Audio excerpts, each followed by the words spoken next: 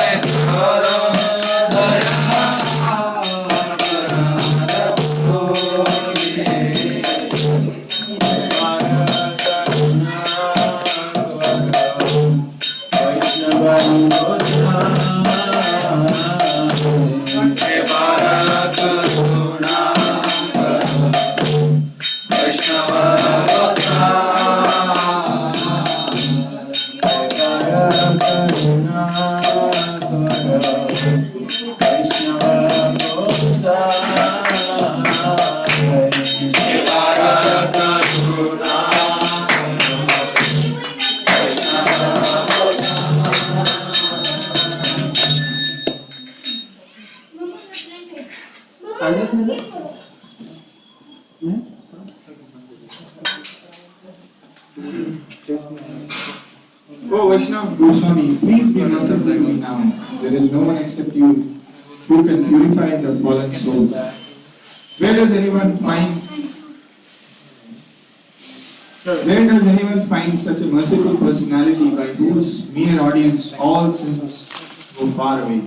After bathing in the waters of the sacred Ganges, Ganga, many times one becomes purified, but just by the sight of you, the fallen souls are purified. This is your great power.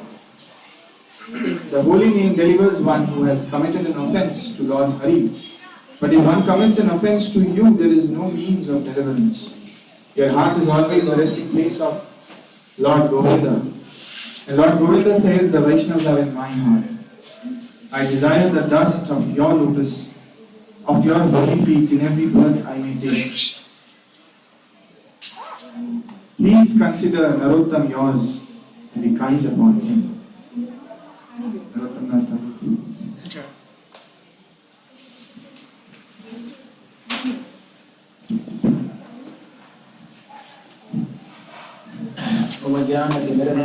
ज्ञानाञ्जनशलाकया तस्मै श्रीगुरवे नमः। जय जगन्नाथं स्थापितं येन भूतले स्वयं रूपा कदा मह्यं ददाति स्म पदान्तिकं। वन्देऽहं श्रीगुरो श्रीयुतापदकमलं श्रीगुरुं वैष्णवांश्च श्रीरूपं साग्रजातं सहगण रघुनाथान्वितं तं सजीवं साद्वैतं सावधूतं परिजनसहितं कृष्णचैतन्यदेवं श्रीराधा कृष्णपादान् सहगण ललिता श्रीविष्णुकान्तांश्च। नमो विष्णुपदाय कृष्णपृष्ठाय भूतले श्रीमते भक्तिवेदान्तस्वामिनिति नामिने। नमस्ते सरस्वती देवे गौरवाणी प्रचारिणे निर्विशेष शून्यवादी पाश्चात्य देशतारिणे। नमो विष्णुपदाय कृष्णपृष्ठाय भूतले श्रीमते भक्तिसिद्धान्त सरस्वती नामिने। श्रीभाष्यभारती देवी दायिताय कृपाब्दे कृष्ण संबंध विज्ञान दायिने प्रभवे नमः। माधुर्योज्ज्वल प्रेमाढ्य श्री रूपानुग भक्तिदा श्री गौर करुणा शक्ति विग्रहाय नमोस्तुते। नमस्ते गौरवाणी श्रीमूर्तये दीनतारिणे रूपानुग विरुद्धाप सिद्धांत द्वंद्वहारिणे।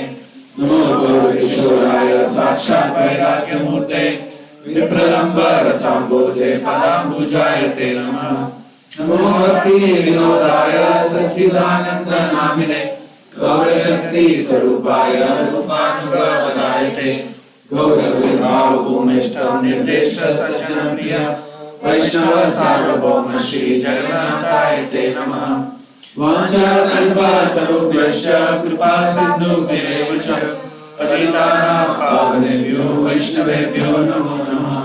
वन्दनाय कृष्ण प्रेम प्रदायते कृष्णाय कृष्ण चैतन्य नामने गौरतुषे नमः।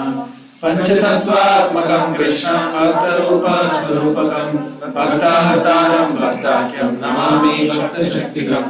हे कृष्ण करुणा सिंधु दीनबंधु जगत्पते गोपेश गोपिकान्त राधाकान्त नमोस्तुते।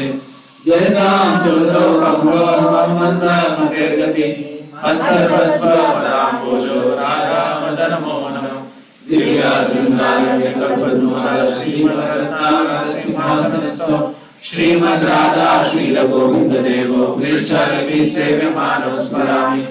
श्रीमानसरसारम्भे वंशीवट तटस्थितः कर्षणवेणो स्वनैर्गोपी गोपीनाथाय श्रीस्तु नमः। कांचन गौरांगी राधे वृंदावनेश्वरी वृषभानुसुते देवी प्रणमामि हरिप्रिये। जय श्री कृष्ण चैतन्य प्रभु नित्यानंद श्री अद्वैत गदाधर श्रीवासादि गौर भक्तवृंद। हरे Krishna Krishna Krishna Hare Hare Hare Ram Ram Ram Hare Hare. Okay, so 11th canto, chapter 12, text number 3 to 6. Please open if you have a device, then you can open up. In case any of you want to access Wi-Fi, I have a Wi-Fi enabled also. You have to give the password. Spend your time comfortably accessing email and internet.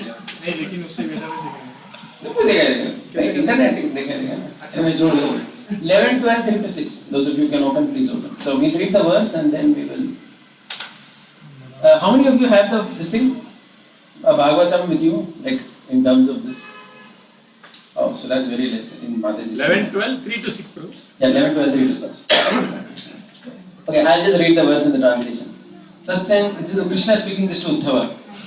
Satsangena hi daitya. Satsangena. No, that's fine because only you, two of us have, no? Most of them don't have. No, we have. Okay, satsangena hi daitya. सत्संगेन जयतेय यतुदाना मृगक्खगा. यतुदाना मृगक्खगा गंधर्वाप्सरासो नाग. गंधर्वाप्सरासो नाग सिद्धश्चारण गुह्यकाः. सिद्धश्चारण गुह्यकाः विद्याधरा मनुष्येषु. विद्याधरा मनुष्येषु वैश्यशूद्रस्त्रियोऽन्तजः. वैश्यस्त्रियोऽन्तजः रजस्तम प्रकृतायस्.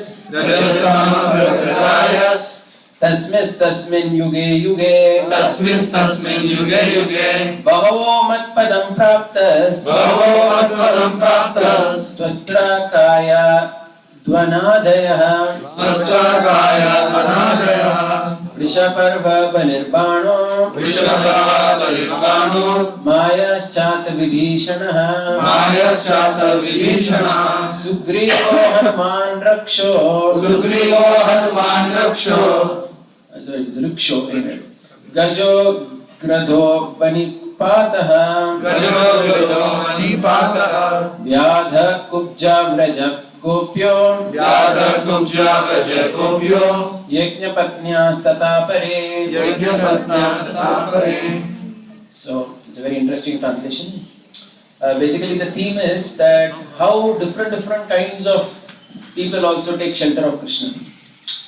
In every yuga, many living entities entangled in the modes of passion and ignorance gained the association of my devotees. Thus, such living entities as the Daityas, Rakshasas, birds, beasts, Gandharvas, Apsaras, Nagas, Siddhas, Charanas, Guhyakas, and Vidyadharas, as well as such lower human beings as Vaishyas, Shudras, women, and others were able to achieve my supreme abode. Vritrasur, Prahlad Maharaj, and others like them also achieved my abode by association with my devotees. As did personalities like Vrishaparva, Bali Maharaj, Banasura, Maya, Vibhishana, Sugriva, Hanuman, Jambavan, Gajendra, Jatayu, Tuladhar, Dharmavyad, Kubja, the gopis in Vrindavan, and the wives of the Brahmanas who are performing sacrifice. So, it's a very interesting and long verse. So the theme here is Krishna is speaking this to Uddhava to illustrate that all kinds of personalities can, come to him. There is no barrier. If you see, the people quoted here, they are all in the socially backward category. That means Krishna is not, socially forward basically generally means the Brahmanas and the Kshatriyas. They are the traditionally, known as the upper castes. They're socially forward. So, other than that, everyone is generally considered in the backward class, of social status. All the names that Krishna has quoted in this verse to Uddhava are all people who are neither Brahmanas nor Kshatriyas. That means Krishna has not quoted some great sadhu, sannyasi, or big Brahmin like Brihaspati, or Vishwamitra, or Kaushika. Hari.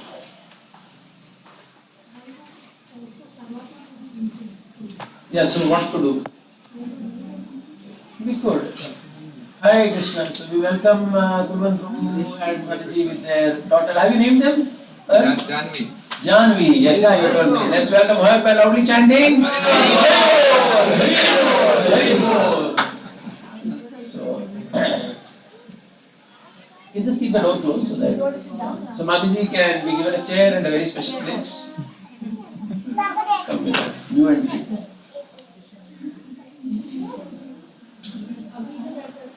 Yeah. So if you see the the names given in this list by Krishna, as I was telling you, none of them are the socially forward people. Like as I was telling you, the Brahmanas, the teachers, priests, ministers of the king, the kings. These people are considered always at the top levels of society in general, right? I mean, previously also it was like that, in today's world also it is like that. Correct? But all these people quoted here, if you just look at that list, Daityas, like Prahlad, Rakshasas, birds, beasts, Gandharvas, Apsaras, Nagas. Sorry. First Krishna is speaking about some and then he is going down. And lower class human beings as Vaishya, Shudras, women. And then he is listing examples. Vritrasura. See, Vritrasura was a demon, right? He belonged to a demoniac race, which basically means he was belonging to the flesh-eating class of people. Rakshasas, who eat flesh of humans actually. So that's the class of people he belongs to. Prahlad, when he belongs to Hiranyakashipu's son, so not a very great ancestry. In the Daitya class. Similarly, even Bali Maharaj, like Bali also, is the grandson of Prahlad, but belonging to the Daitya class. In fact, later when Bali surrenders to Vamandev, he makes this point that when you came into the assembly, I could not even offer obeisances to you because, of the situation and everything. I could not do that. Vrishaparva was also one of the demons. Panasura was also a very famous demon. Maya, this Maya is that the one who helped Arjuna in constructing that. Yeah, the Maya Sura. Even Vibhishan. Vibhishan is also considered demoniac blood. You see the story in Ramayana when Vibhishan comes from that side to this side. Anyone wants the fan? We can on there. No. Yeah, I will tell you not.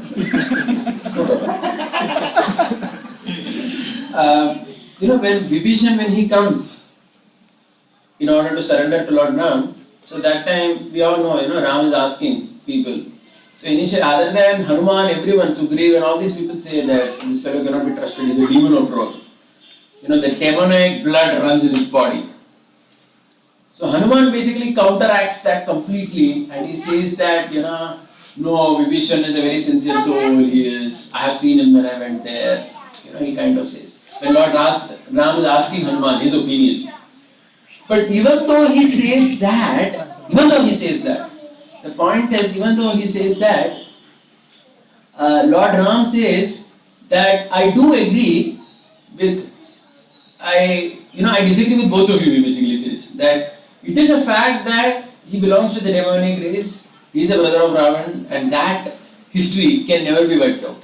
That is always going to be there. He comes from that background.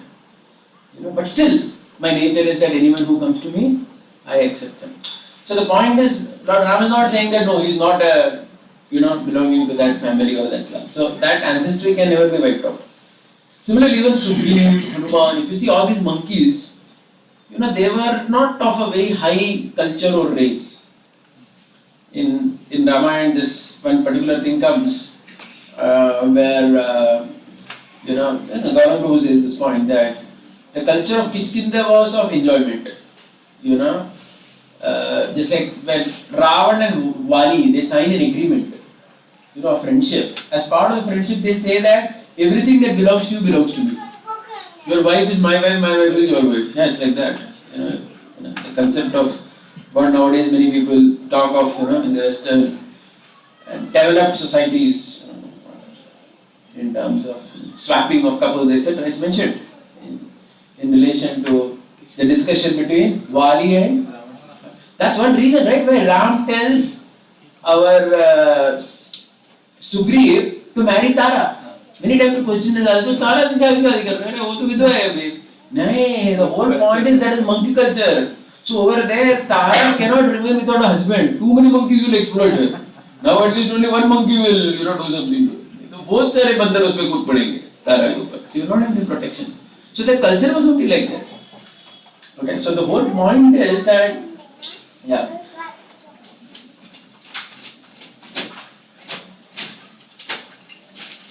Yeah, so the whole point is that, they didn't belong to a very socially.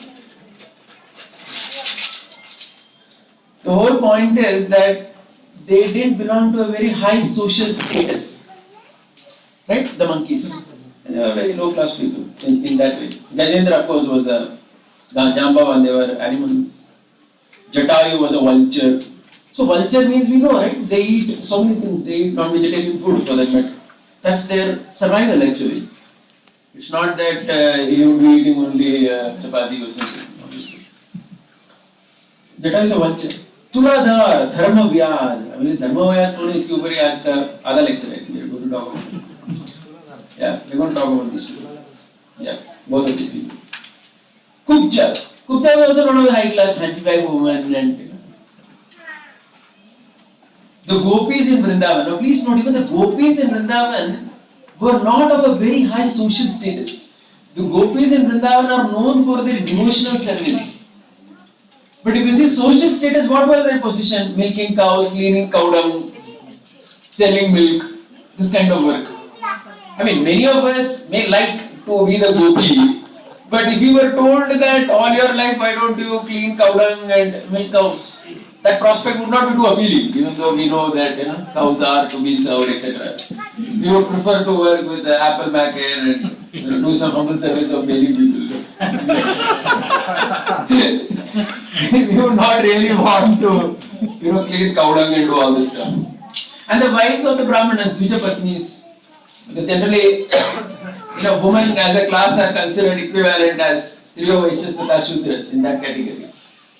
So the point is, none of the people listed in this list are actually Brahmanas or Kshatriyas, the high caste people, or the demigods like Brihaspati, Narada, none of these people. The great Devatas or Vashishta Maharshi, even no one is there. The Pandavas, none of them are listed here. They are the high class people. They are not there. So Krishna is saying that anybody who have any background, kitna bhi tamogun rajogun ho, he can come to me. He can. I will accept him. So one thing we see, the main theme of today's talk is the diversity that is present among Krishna's devotees. Phenomenal amount of diversity is there. All kinds of people are devotees of Krishna. So there are only two people about whom we will need to speak a little bit. They are known to most of us, but we had never seen it that way. The first person whom we will take is Dharma Vyad. Ye Dharma Vyad hai kaun? So for this, we will now the story is that way pretty controversial and most of you will be a little startled to hear that even he is counted among Krishna's devotees. Krishna is counting him, so we will have to do so. You are recollecting Wada? No, Wada is yet to come. This is before the prelude to Wada. All types of Wada can sambandhi nahi. No, all types of devotees can come together and serve Krishna. तो वाड़ा में आते महाराज बोलते हो, उसके लिए मैं यहाँ से महाराज नहीं महाराज का आइटम शुरू करता हूँ. पता नहीं कब आएगा. So let's start with Dharma Vyad. Who is Dharma Vyad? So Sridhar Swami explains in his commentary that this Dharma Vyad comes in the Mahabharata. Okay? So in the Mahabharata, there is this whole story of Dharma Vyad in what is called as the Vyad Gita. So we are going to read several parts of it as well. I am going to discuss about it. I never knew, honestly, before I heard this, I read this and heard about this, that this Dharma Vyad is counted as Krishna's devotee. You know who is Dharma Vyad? He's the butcher who comes in Mahabharata in that story where that Kaushika Rishi goes to him. Okay, so I'll just tell the story first and then we will go into who is Dharma Vyad and why he is counted among Krishna's devotees in the 11th canto. And what is the connection of that to the whole thing. So, in the Mahabharata, in the Vana Parva, the story comes where the Pandavas are in the forest and Markandeya Rishi comes and meets the Pandavas. And Markandeya Rishi, when he comes and meets the Pandavas, he talks to them about so many things. He talks to them about, there is a huge, in fact, if you see the Vana Parva, it's a very exciting part of the Mahabharata. Because the Vana Parva is full of stories of sages coming and meeting the Pandavas and having elaborate discussions on Vedanta. That's how Vana Parva is. Very beautiful. So, one of the stories is this Markandeya Rishi who is coming to Pandavas. And one story is telling him is the story of Kaushika Rishi. So, this Kaushika Rishi's story is like this, that one day, no, it's not Visham, some other. His name is Kaushik Brahman, sorry, it's not Rishi, Brahman. This Brahman is doing tapasya under a tree, and it so happens that there are some birds on top. You know, their droppings fall on this head of whom? This Brahman. Yeah. So the droppings of the bird fall on this Brahman. And it is said that this Brahman just looks up at the bird, not in anger. He gets kind of gets distracted and he looks up.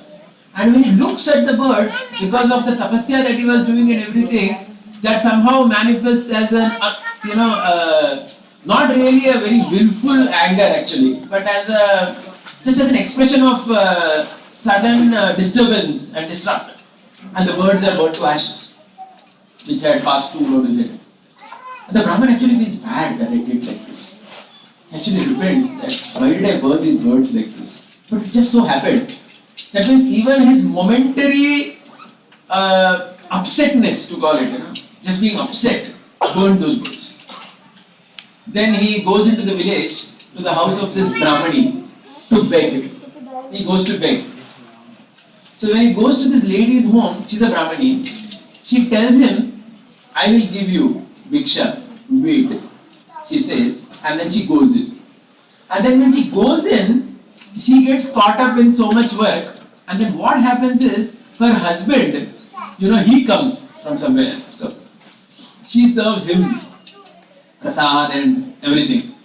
And in doing so, she forgets that she has made this Brahman stand at the door. So she immediately comes with whatever she wanted to give, and then she comes to this Kaushika Brahman and says that please take here your Bhiksha. So this Kaushika Brahman at that point he says that, why did you make me wait so long? You told me to wait, that's why I waited. See again, it is not that he's just angry like that. But he says that, see, you told me you will give Bhiksha, hence I waited. If you would not give for some reason, then you could have told me, so I would have gone away to the next house. A very sensitive point, you see. He's not just saying that, hey, what you wait. Very nicely he's telling. The Brahmani says that, I'm very sorry, I made you wait, but what happened is that I had to serve my husband. Because he had come and he had to immediately serve prasad. And she glorifies service to the husband as service to all the gods. If the men are interested, then, The men are laughing a lot, so if you want, I can read that also, what exactly he says. I leave this statement, बाकी कुछ ज़्यादा पढ़ने का नहीं. पंडित बाबा, क्षमा करो, मेरे सबसे महान देवता मेरे पति है. ये भूखे प्यासे थके मांदे घर पर आए थे, उन्हें छोड़कर कैसे आती? उनकी ही सेवा टहल में लग गई थी. So she says that I had to serve my husband. It's the sum total of all the gods or whatever. She says. So this Brahman, Kaushik, he's replying, what did you say? Husband is greater than Brahmana? How is it that way? Brahmins are the greatest. How can service to husband be greater than service to Brahmanas? He is asking this question, right? Makes sense? So at that time she basically says that no. She says that can the door be closed? So that time she basically says that I do understand. You need not keep it locked because they keep coming and banging. So it can be kept open but just closed. Yeah, thank you. So she says that I do know that Brahmins have to be served. She speaks about the importance of serving Brahmanas. But then she says that for a wife, it is most important to serve husband. That is the first thing. In fact, you know, recently on Gandavats, this article was there. This is actually not a challenge in India, honestly. In India, ISKCON. But it's a challenge in worldwide ISKCON. The challenge is, because in India somehow, you know, that culture is there, so things are pretty much streamlined. But in world ISKCON, there is this challenge that a husband-wife, who's this? In global ISKCON, the challenge is who the wife is to follow. See, what is happening is, in most places outside India, you know, the exact rule of guru, husband, wife are not clear to people. Because if you see in one way, Krishna consciousness is in a way, a different culture only for the people of that background, right? So when they become devotees, they are not very clear whom you are supposed to follow. And many times there are issues actually when, for example, the wife is thinking whether I should follow my husband or whether I should follow my guru. And in most cases what happens, the guru has very less number of disciples. Like it's not like here where, example, for Maharaj, 10,000 disciples, and there is hardly any direct interaction that even men are having for that matter. But there it's not like that. A guru may have just 30 disciples. So he's in very good touch with everyone.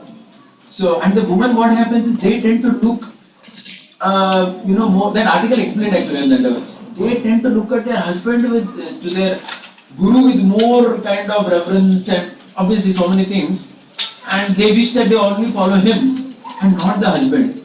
And it is a nature in a married relationship that every husband wants that my wife should follow me. It's actually man's ego. It's part of the system actually. That's how. God has created a man and a woman. If you see, they come together. The husband always feels, like Prabhupada writes, if you see in third canto also, in that Kartavya section and all that. Every husband wants that my wife, does things the way I wish to in general. And so this whole question on Dandavats was, who is the authority for the woman in Krishna consciousness? Her husband or her guru? इतना divergent है. Not divergent मतलब क्या होता है कि see, what happens is that if the guru is just having some 10, 20, 30 disciples and he is directly instructing people, then sometimes the instruction can contradict the. You understood, right? Then there are some practical things. Like for example, based on certain practical considerations, a couple may not be able to do, let's say, Mangalati at home. They may be able to do only, some Sandhya Arati or something like that. Correct? But the husband will know that according to the office, so many things. But if the guru says, no, you must do it. And then she says, no, that has to be followed. But the husband feels that, ये तो होगा ही नहीं है घर में. हो ही नहीं सकता, schedule में बैठते ही नहीं. There's a problem, right? Correct. So the wife has to follow some authority. So this whole discussion is there in ISKCON level, at an international level. But actually, if you see our Shastra, it is very easy actually. It is extremely simple. The woman worships the Brahmanas, no doubt, but her first authority is her husband. There is no question of it. No matter what. That's why if you see Chaitanya Charitamrita also in the last Alkalila 20th chapter, Mahaprabhu is talking about that Brahman and the wife where the Brahman, the leper Brahman who wanted to meet a prostitute. And that Brahmani, she goes all out to ensure that that is also satisfied. That's a little too much for us to see. But the perspective being put over there is that as long as the husband is protecting the wife, even if he is a spoiled fellow, as long as he is protecting her, she lives under his shelter. So if you see that story, that Brahman had not made his wife do anything wrong. He was attached to nonsense things. Correct? But still she was protected. Correct? So that's how you look at it actually. Right? Make sense? So it is said that only when a husband actually makes his wife into a prostitute, then only she rejects him, literally, because then the protection is not there. You know, I mean, of course, this is a very extreme example of protection, but that's what it actually refers to. That's how it is.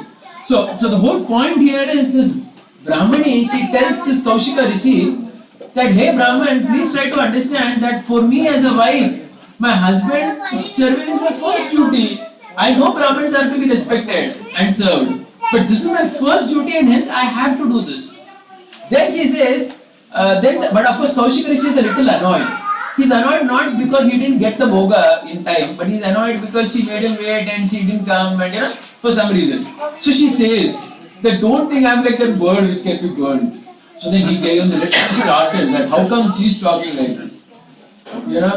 How come she knows that? So I have one lecture, so Balaji Sagar was saying that there was no internet those days, that immediately it was put up on Google website that hey, Brahman ne do pakshiyon ko jala diya, breaking news aaj tak, and the woman in their house is seeing on aaj tak, Brahman ne jala diya, wo Brahman aa gaya.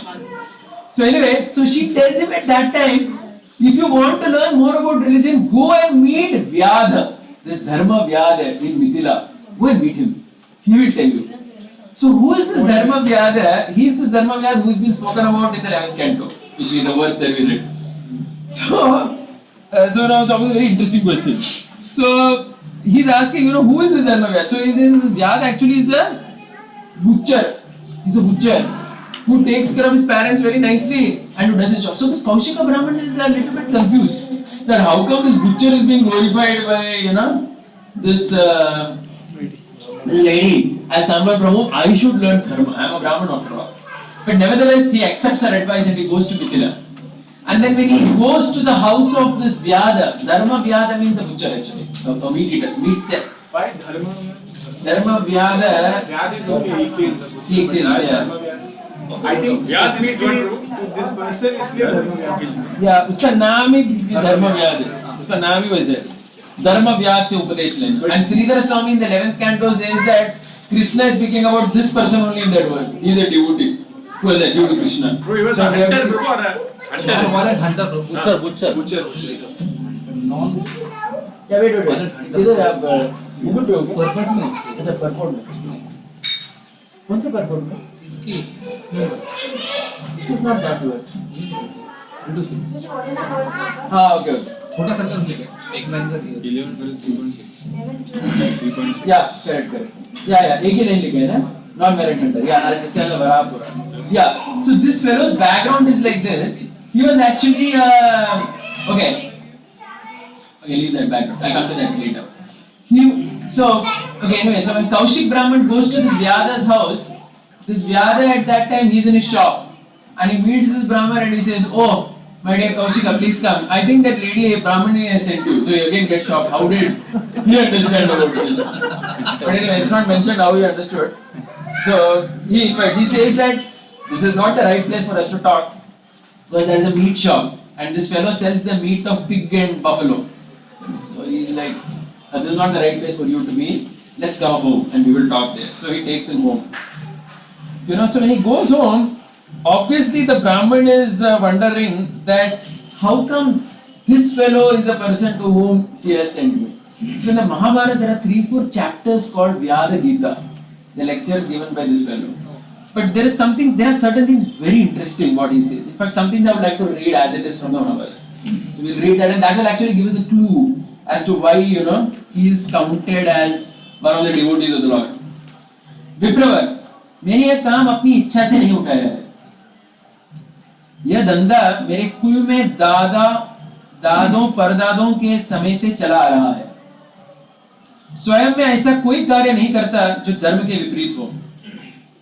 सावधानी के साथ बूढ़े माँ बाप की सेवा करता हूँ, सत्य बोलता हूँ, किसी की निंदा नहीं करता, यथाशक्ति दान देता हूँ और देवता अतिथि तथा सेवकों को भोजन देकर जो बचता है उसी से अपनी जीविका चलाता हूँ. The concept here is, what the concept is, he says that I have not taken this job arbitrarily. This is my kula dharma. This is my, whatever, the swadharma, which comes in my line. And the point that we need to appreciate in this whole section or the Vedic perspective is, in the Vedic tradition, nobody was allowed to change their Swadharma arbitrarily. That means if somebody is born in such a family, he cannot suddenly say that, okay, I am born in this family, my father, my grandfather, everybody is killing animals and selling them. Now I will start teaching Vedas. Nobody will accept it only. You understood? So the concept of Swadharma is a very strong concept. In today's world, it is extremely difficult to really understand why something like this is happening here. Because the concept of Swadharma doesn't exist actually. There is nothing like something coming in the family and what your family is doing, that is the occupation that you will do. The jati, that concept is not there. It is lost. But in the Vedic system, that concept is very strongly there. This concept has several advantages, please let's note. Number one advantage is nobody had an identity crisis. Who I am and what I am supposed to do. Everybody knew from birth what I am supposed to do. And as Prabhupada writes, even a child knew how to, to learn from his own father about the occupation and how to earn money. There was no anxiety of occupational livelihood. So this was actually this concept of, what did I say? Swadharma, no. Kuladharma. No, not Swadharma. Swadharma. That means what comes in the family. So let's try to understand this point. So in today's world, if somebody says, I am a devotee, this fellow is also counted as devotee in Mahabharata, can I also, open a new shop outside here? There are so many shops anyway. Can I take a job there? No, you cannot, because that's not your. The thing is, in today's world, everybody takes a job with only criteria of money. What gives money, you take it.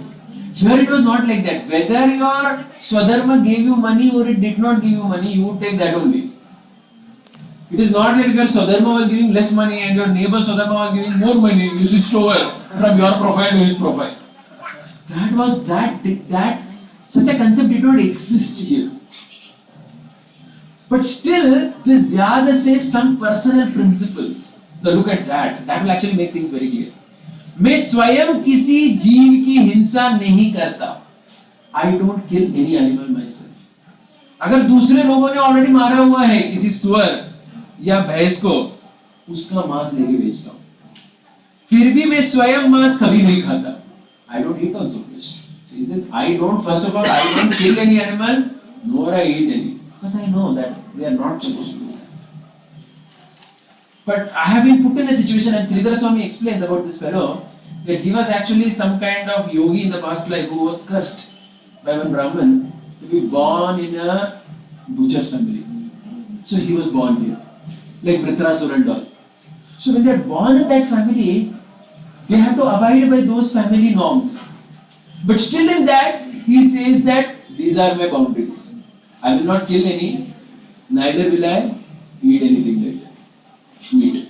If someone is already killed and is lying dead, I cut that flesh, bring and sell it. Because I cannot do any other occupation.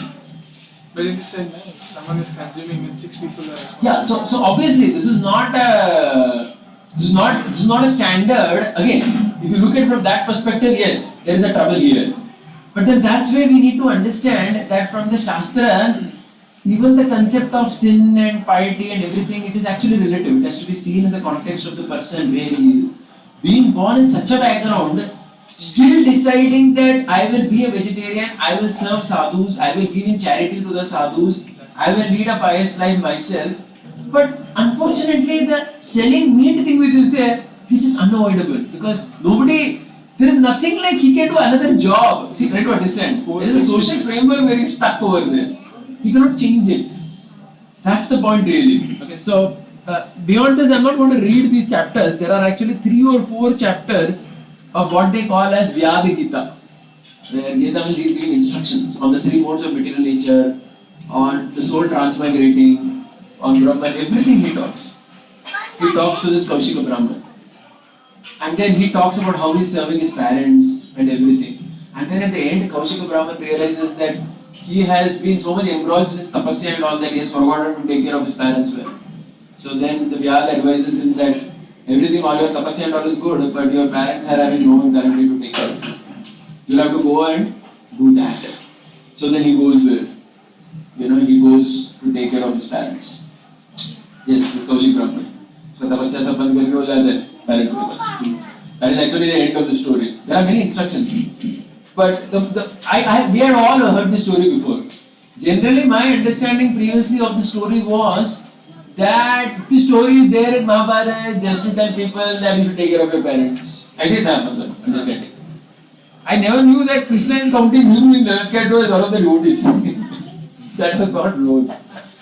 But ये पुनरुत्थान में story है तो उस time को उसको ऐसे yeah, so generally when we have heard the story, we have always felt, that it is teaching some lesser moral of taking care of parents or something like that. But it is not like, it is not that way. He is counted by Krishna as this 11th canto, this thing Dharma Vyad.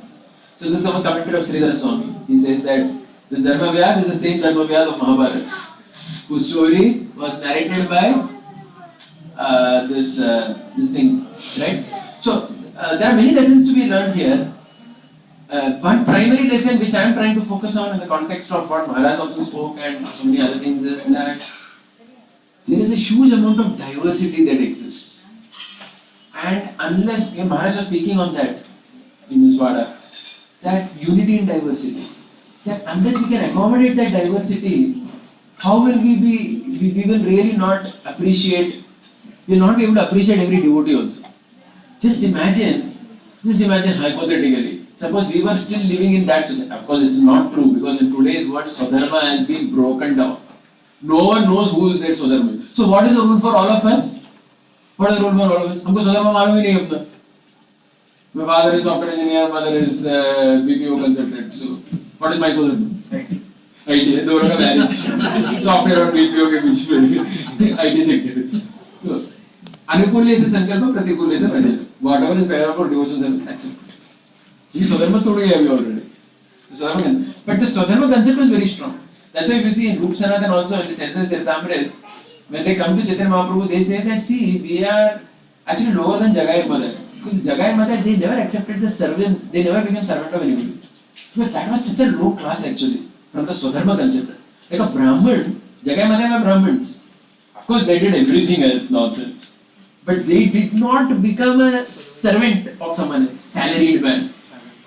So Rupa and Sanatan became, right? They were working under Nawab Hussain Shah. But they were working for a different purpose. The purpose was that the Nawab Hussain Shah had told them that if you don't work for me, I will torture and kill all Hindus. So to protect the Hindu Samaj, they were actually working. But the point is, they appreciated Jagai Madhai for not breaking that one Swadharma, which they really did not break. Becoming the servant of someone. They were always independent. Because in the Vedic culture, Brahmana, Kshatriya, Vaishya, they are all independent. They don't work for another person. They will take that. So they don't work for a person. They are independently employed. Only the Shudra works, has a boss who, who tells that you should do this, do that. Correct? That's a fact. I mean. And there is a repercussion of that, right? In so many ways. Of course, whether we can go back to that, I don't want to talk about that. But even though we may find it convenient for several practical purposes, still we are all facing the challenges of having a boss. And he is, for example, independent.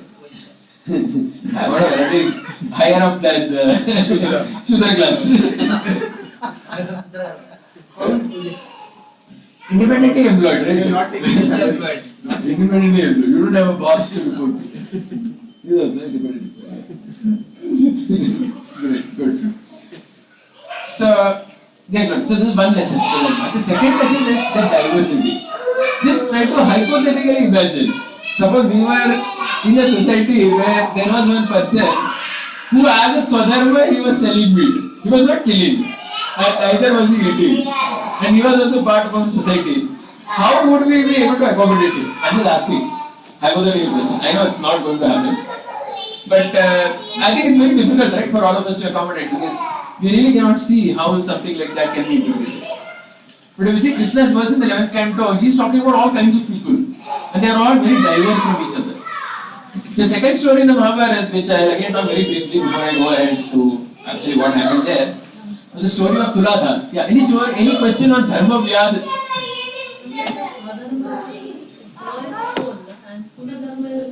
No, 1 second. Swadharma is understood at different levels. At the level of the soul, Swadharma means Nitya Krishna Das. That is at the level of soul. That you are a servant of Krishna. But at a very holistic level, in terms of your body, mind, the moods you have taken, the parents you are having, and so on, Swadharma is dictated by that. So let us remember that that is not going to change. Correct? The family that we are born in, the moods our body and mind are engulfed by, they don't change too much actually. By and large remain like that. So that basic nature of a person we call it like that. It remains by and large like this. And that is actually, and that entire background dictates the Swadharma. Right? Prominent in those days also. Of course, prominent as in what? There was some class of people who would eat. Why not? It's there, right? There were people who would eat. Shabri,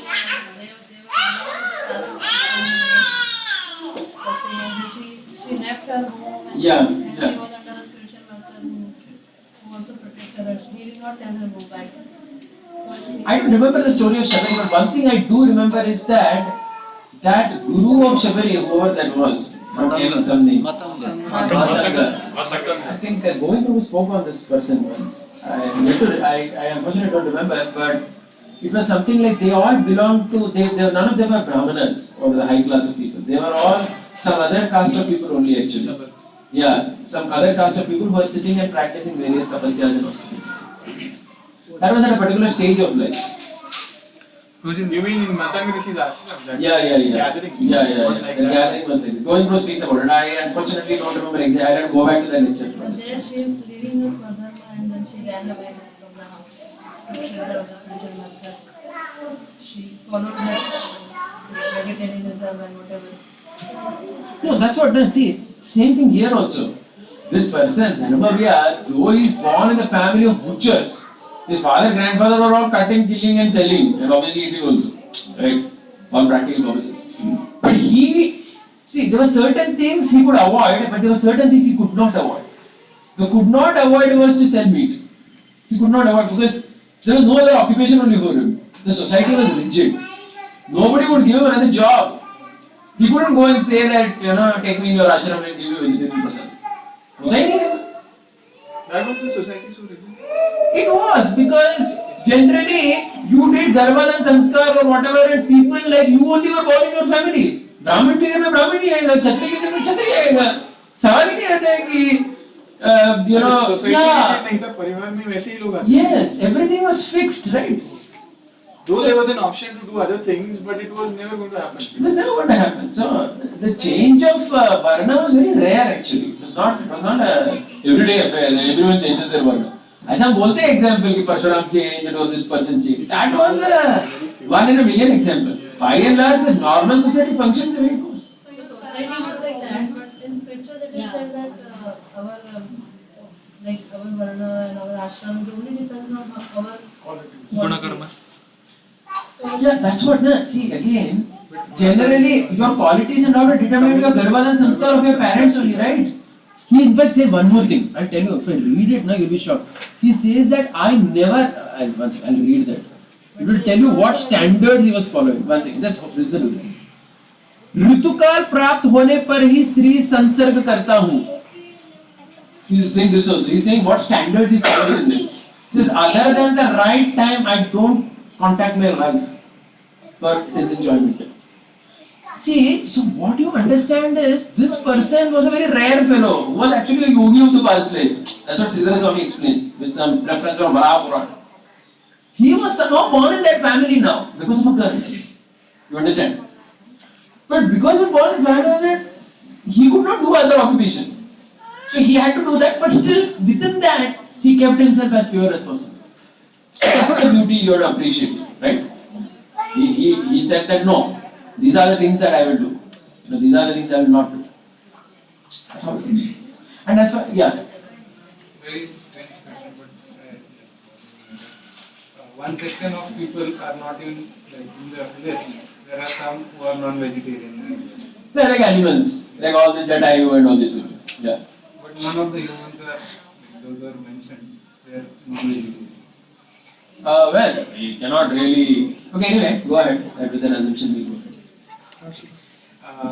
Just wanted to know that like if someone is a non-vegetarian, is it We have this verse in this Aho Bata Subachoto Gariyan and all that. So. No, so that, Yes, that's I the like background. transformation thing Yeah. you're talking about.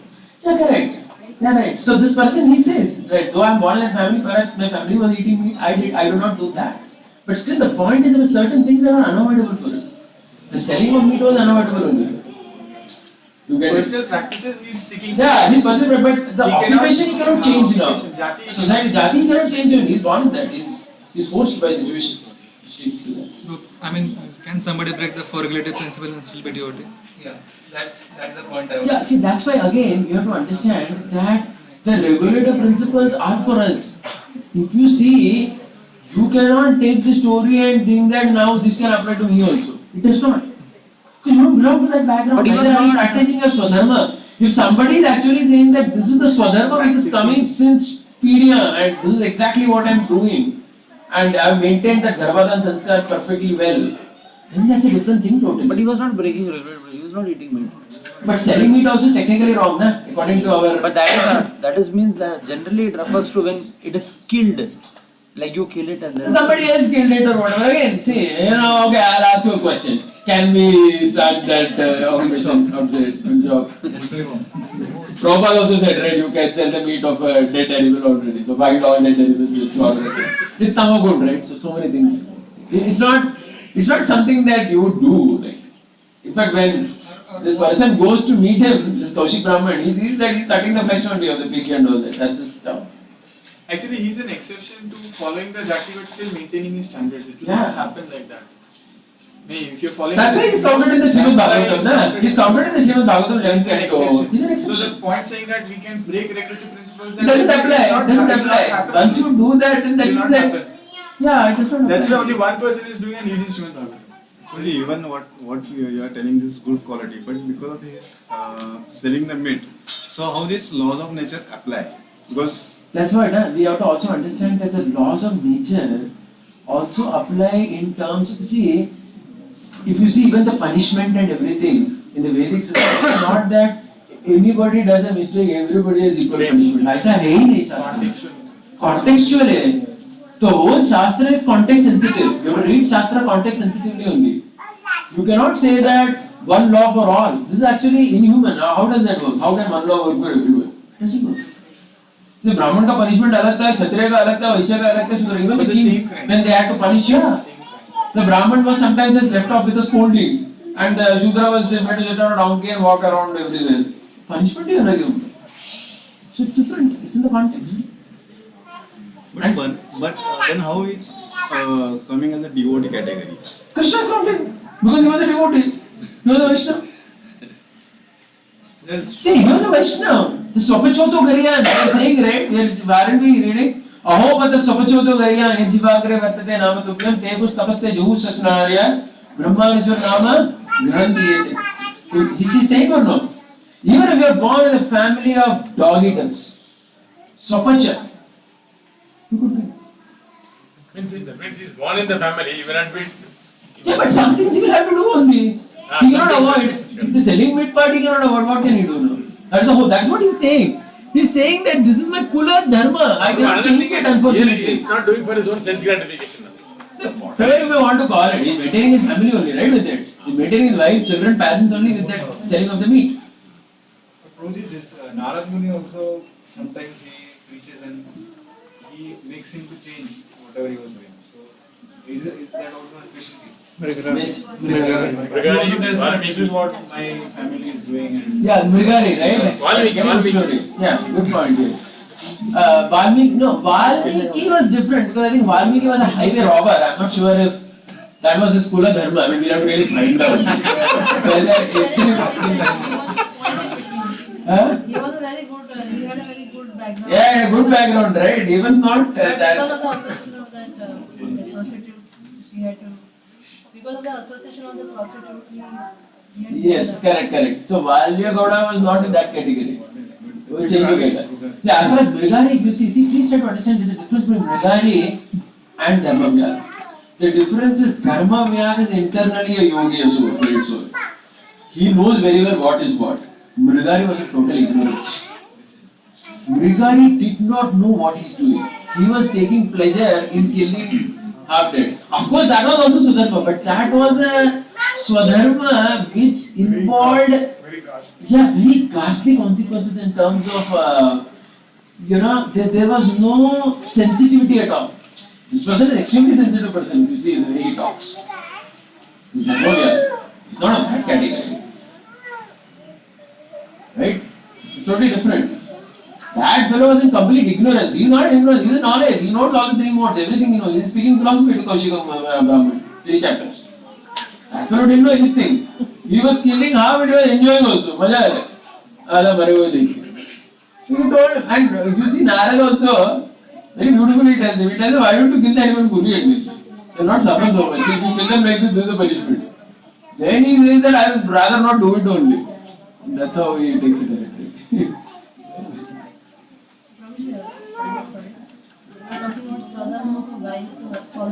Yes. Prabhupada's sister was initiated by Yes. So her husband was eating meat eater. Yes. So he asked Prabhupada asked his sister to cook non-veg. Yes. Yes. But in case the husband She would cook fish for her husband. in case the husband like forces the wife to break regulated recipes. So there she has to follow her husband or not. See again, that depends again on the Swadharma background of the family. I'll tell you one story in Mumbai. This I heard recently. It's a true story. There was one family, one lady who started coming to ISKCON Chowpatty. So she belonged to a pakka, a family of meat eater. So then this Chaturmas was there. So she asked her husband, if you don't mind, because her husband and daughters were eating meat. So she's asking her husband, true story, recent day. Mataji asked that in this Chaturmas, if I don't eat meat, is it okay for you? I cook and give you, but if I don't eat, is it okay? Husband said no problem. So Chaturmas she did not eat meat. After the Chaturmas was over, she said, okay, now that Chaturmas is over, so I'll again start. To be with the family. Then the husband only told her that see, if you are not comfortable with eating it, it's okay, don't eat. Tell him. So she said, are you sure it is okay? He said, yes, it is. Fine. Then she stopped. But she was cooking for the family. With some more time, the husband became a devotee. He started coming to temple. So he thought that I will also stop eating meat right now. But then they had 2 daughters. One was 10 and one was 5 or 6. So they said that see, for our daughters, we have been giving them meat from childhood. Our grandparents have been giving them meat. We have been giving them meat. Suddenly, how can we impose this rule on them? So we will cook meat for them. But we will follow Chowpatty standards. Or ISKCON standards. Then that daughter was enrolled in some Krishna's fun school something. And she only thought that, I'll stop. They continued to give meat to the younger one. Only the younger one. This was quoted as an example of organic growth.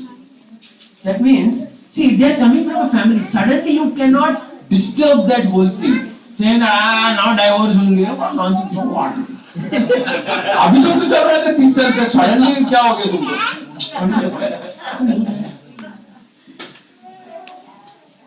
I've heard this. I don't know whether this is true or not. That Prabhupada used to eat fish. Yeah, before the age of 27. It's only after the age of 27 because he belonged to a Shakta background where in childhood they would have all these. He says very clearly in his, I have read his biography, his autobiography, where he writes that till the age of 25, we would have so many animals slaughtered and eaten. That was the background. He says at the age of 27, when he gets Chaitanya Charitamrita and he reads it, and he meets his grandfather actually, his paternal grandfather, his father's father, who was a great Vaishnava. He tells him that so his paternal grandfather dies when he was approximately 20 years old. So he tells him that when you are 27, you will be a Vaishnava and you will become, whatever job you will get that time, that job you will do all your life. So he later takes inspiration from that, he finds Chaitanya Charitamrita, meets Vaishnavas. And at the age of 27, 27 is considered the point where he becomes the district sub-magistrate and also he kind of changes his entire pattern of living. Yeah, correct. Yeah, right? Yeah, Bengal is very common. He says that Bhaktivinoda Thakur writes that when I was 5, 6, 7 year old, we would have Durga festival, and Durga festival meant only slaughtering of goats and eating of mutton 9 days. That is what was there at home for 9 days. Yeah, so I think the story was very interesting. You missed out the story, I'll update you later. The story of Dharma Abhiyan. I'm sure you would have had a lot of questions on that. In short, there was a hunter story in Mahabharata. The hunter to whom Kaushik Brahman goes. He is a devotee. He's quoted in the 11th canto of Bhagavad. Okay, the other person whom Krishna is quoting in this particular verse is Tuladhar. And Tuladhar is who? He's a particular, he's a Vyapari. He's a Vyapari who is just a normal businessman. You know, he just doing his business. But he's a great devotee. So there is a story of Jabali Rishi. Yeah, Baba. This Jabali Rishi, I'm yet to find out where it is.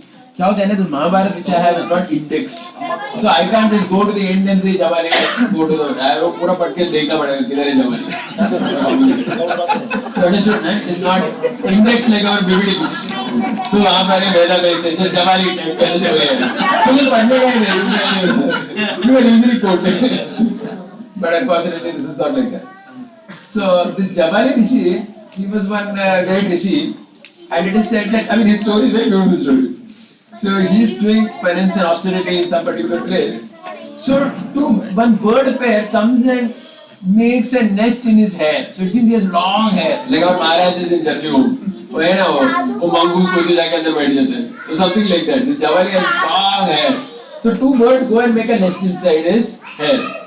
And Jabali is so sensitive, he understands that this is not their house. So I will not move. So when the eggs were laid in that nest in his hair, and the mother bird will go to get some food, he would not move. Otherwise, the mother will come and will be in anxiety, right? Where are my offspring? Suddenly gone. So he would stay still, understanding that, like you know, like the Vasudev leper we hear, right? This thing would fall off, and he would take the worm and put it on. So that way, he was very conscious. Then okay, with time, what happened is that the birds all flew away with some time. So the Jabali one day went to the river to bathe, and as he was bathing, he just said, "What a dharmatma I am." He said it. So you know, in the Vedic scriptures, if you say self-praise is considered like killing yourself. It's like suicide. Like we know the story, right? Krishna, Arjuna, and Yudhishthira. When that whole thing is there of committing suicide, self-praise is considered suicide. You're not supposed to praise yourself. Right? So he somehow he says, "What a dharmatma I am," like that he says. So then when he says, somebody else hears it, and they say, "Hey, what? You are not such a great dharmatma. Go and meet this Tuladhar. He's a greater dharmatma than you." He says, "Oh really? I think I should go and learn from him." So the whole story is that the Jabali is a very great rishi doing tapasya, this, that. Tuladhar is an ordinary householder. He is a Vaishya. He says that, see, he tells this fellow, see, I do business and I'm maintaining my family. I don't sell liquor, I don't eat meat. You know, the basic regulative principles I follow. But I'm doing business. I earn money. With this money, I'm maintaining this family. I do charity. Whatever he does, he's sharing. Because he goes and asks him, what is your lifestyle? So he's sharing his entire lifestyle. So the whole context is that Jabali is a very great Brahman rishi doing tapasya. But this Tuladhar is an ordinary householder, a Vaishya, who is engaged in business of all kinds. Right? But still he is considered Vaishnava in this context. That's exactly what our Krishna is speaking to Uddhava. So the verse that we read, basically what it talks of is the... His case doesn't look to be that special like that. Yeah, because I am yet to find his exact details of story. मुझे मिला नहीं लेकिन मिलूंगा तो और detail में बोलेंगे. ये इसमें ढूंढना बहुत मुश्किल है. तुलाधार का story. Some of Dharma I could easily find it out. Tuladhar is tough. Yeah, so whenever we find, we will again go back to Tuladhar story. So the whole point here is about how, yeah, there is a diversity. You see the devotees of Krishna listed as having kind of extreme diverse background. One is a butcher, one is this, one is that. But Krishna is counting all of them as great souls. And those who have achieved him, he is among. So that's how we have to accept Krishna's But the profession which you are in, like a butcher profession, this is the yeah, so you will have to ask me later on this. Because 1 hour I spoke on the story of Dharma Vyatra. And you missed the whole thing out. All the questions. All the questions and answers were missed out. So we'll talk later on that. Yeah. So now going ahead, so we went to this, we had this program in Wada for 2 days. So on the first day, Govind Prabhu actually addressed in the morning before Maharaj spoke. So he spoke on several things, but one of the main things that he spoke on is how there is how diversity does not mean division. That was his point. That means there is a difference between creating division and the understanding of diversity. Diversity means like what we have been talking. This was diversity. The verse that we chose from the 11th canto. Diverse kind of devotees whom Krishna accepted. Very, very diverse background, totally opposite background. And now along with them, if you add Pandavas, if you add great sages like Vashishta, Vishwamitra and all that, the whole spectrum of Krishna's devotees are extremely diverse background and lifestyle. But they are all counted as devotees. Division is something totally different. Division means actually, he was giving an example of what division is. He said that how in Christianity, he said that they started with organization. He said today there are 41,000 branches of Christianity. And each of them are completely against the other. He said that other than the main Roman Catholic Church, all the others criticize the Pope. That means their whole existence is criticizing that fellow. Who is that? Badmashi. From there only they start off. So this is division. This is not diversity. That means the whole point is in devotee community also, there will be different kinds of devotees with different, slightly different lives. But when people start criticizing each other and thriving on that criticism literally, like this example, then that is division. Like we see in Islam also, all their Sunni, Shia, all these things, they actually thrive on putting the other fellow down. You see nowadays the whole war is going on between Saudi Arabia, Iran, all these people are fighting all over these different sects only. It's completely divided. There's no unity. So diversity is there. So he was telling about Maharaj's strength. He was saying that Maharaj's strength is that he gave always space to people, to grow. He did not really micromanage people's lives in general, the leaders especially. So he was saying that, so he was giving an example. He was saying that diversity means, he was giving an example in ISKCON. He was saying, suppose someone is a head pujari. He said, first of all, he said that ISKCON, the whole purpose of ISKCON is to allow people to be inspired. You understood? We should never micromanage anybody's life. I tell you, recently I heard this example. Like, many of you are acting as counselors or guiding people as well, so it's very important. One of our counselors in Pune, it so happened that there was one boy, engineering student, who was listening to him, who was his counselor or something. So this devotee advised him that after B.Tech, why don't you do M.Tech and become a teacher in college. He advised him like this. So this boy spent 2 years doing ME, spending 3 lakh rupees. And at the end he understood that the ME degree he learned from the local engineering college was pretty useless. There was no substance in it. And he spent 3 lakhs also. And he is not getting any job of teacher also, and neither is interested in the job of a teacher. So what happens is the whole point is when we start thinking, like honestly even me, 10 years back in a Nityananda Sabha class and we would openly tell everybody, everyone should do ME or M.Tech and become a teacher, as if that was the only way to be a devotee. A highly nonsense view of life. Because the whole idea is that there are a variety of people. And everybody has a different inclination. How would it be that everybody will become a teacher? I said, no, it's very artificial. It does not happen. It doesn't work actually. So this boy who was guided like this by the counselor, he has become totally upset with the whole counselor system. He wrote a mail saying that I don't want any counselor only, I will just stand 16 rounds sitting at home. मेरे को कोई नहीं चाहिए guidance उल्टा होता है. So he's become anti-counselor, this young devotee. Okay, so I was having a discussion with this counselor as well. We should learn from this, that we should really never micromanage people's lives in terms of telling them very strongly what they should do. If somebody asks you a question what they should do, you should always ask them what are you already thinking about.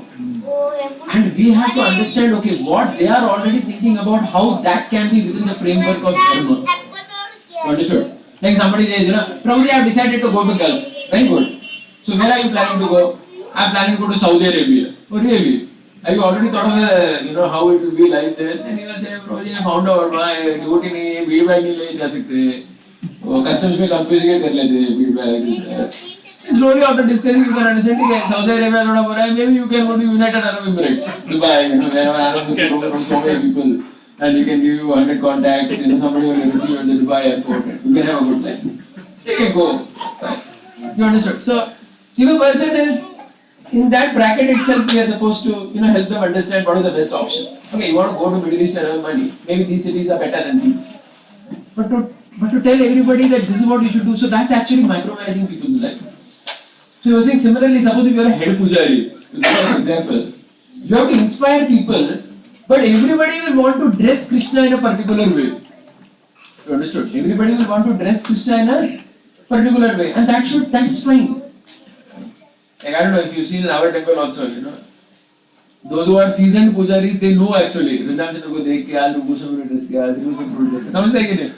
Satyabhai will be knowing, right? If those who know, different pujaris, the style of dressing, by looking at the details itself, you understand that which pujari has dressed today. Everyone has different style, and that's fine.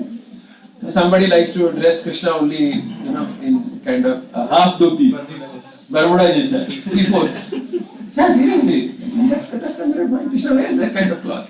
I knew previously when Ujjibal, one devotee he had always happened. After you dress Krishna, you put a black spot on Krishna's face. Never listened to like some other pujari never liked it. So always a fight is out. Before 7:50, the other pujari would go and remove it. And the disco would say, hey, you will go and put it there. It was a comedy actually. So there is a diversity. But he was saying that if somebody dresses going with like Santa Claus, like they did in America recently. Santa Claus, yeah, Santa Claus. Then that is deviation. This is not diversity. It's not magic. Okay, I will support that. But they must have a theme, color theme of Santa Claus, not like Anyway, the point is we cannot do that. Because of the special sentiments of Christmas cultural background. But दाढ़ी नहीं बना सकते. I tell you one thing. No, one second. No, one second. The point is, even if somebody tells nowadays what has happened, Madhiji, it's all a global world. It's on WhatsApp here. You understood? This is the whole problem. It's a global world, so everybody knows everything. So there's a problem. How do you accommodate that? You understood? In a very localized environment, that would have been even understandable in certain ways. But today, that is the problem. That's why many of our preachers don't allow their lectures to be recorded and put, because everything is global. How can that be? Just like we were saying earlier, right? Laws of nature are not that everybody has the same set of rules. That's not. So similarly, the same lecture is not for everyone.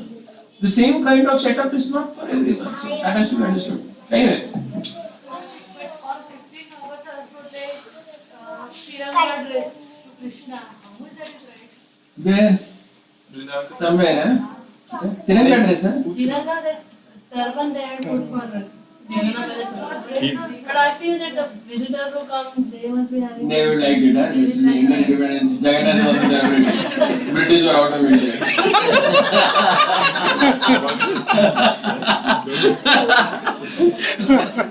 Interesting.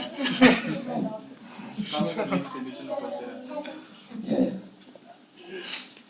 Next edition. I really don't know. No comment at all. So, yeah. Okay. Then Maharaj basically he spoke mainly on the topic of challenges.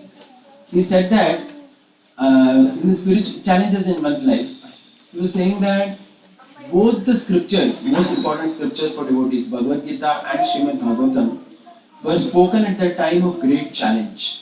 He was saying Arjuna was facing a great challenge, Parikshit was facing a great challenge in his life in terms of there was death basically waiting for him, and Arjuna was also confused.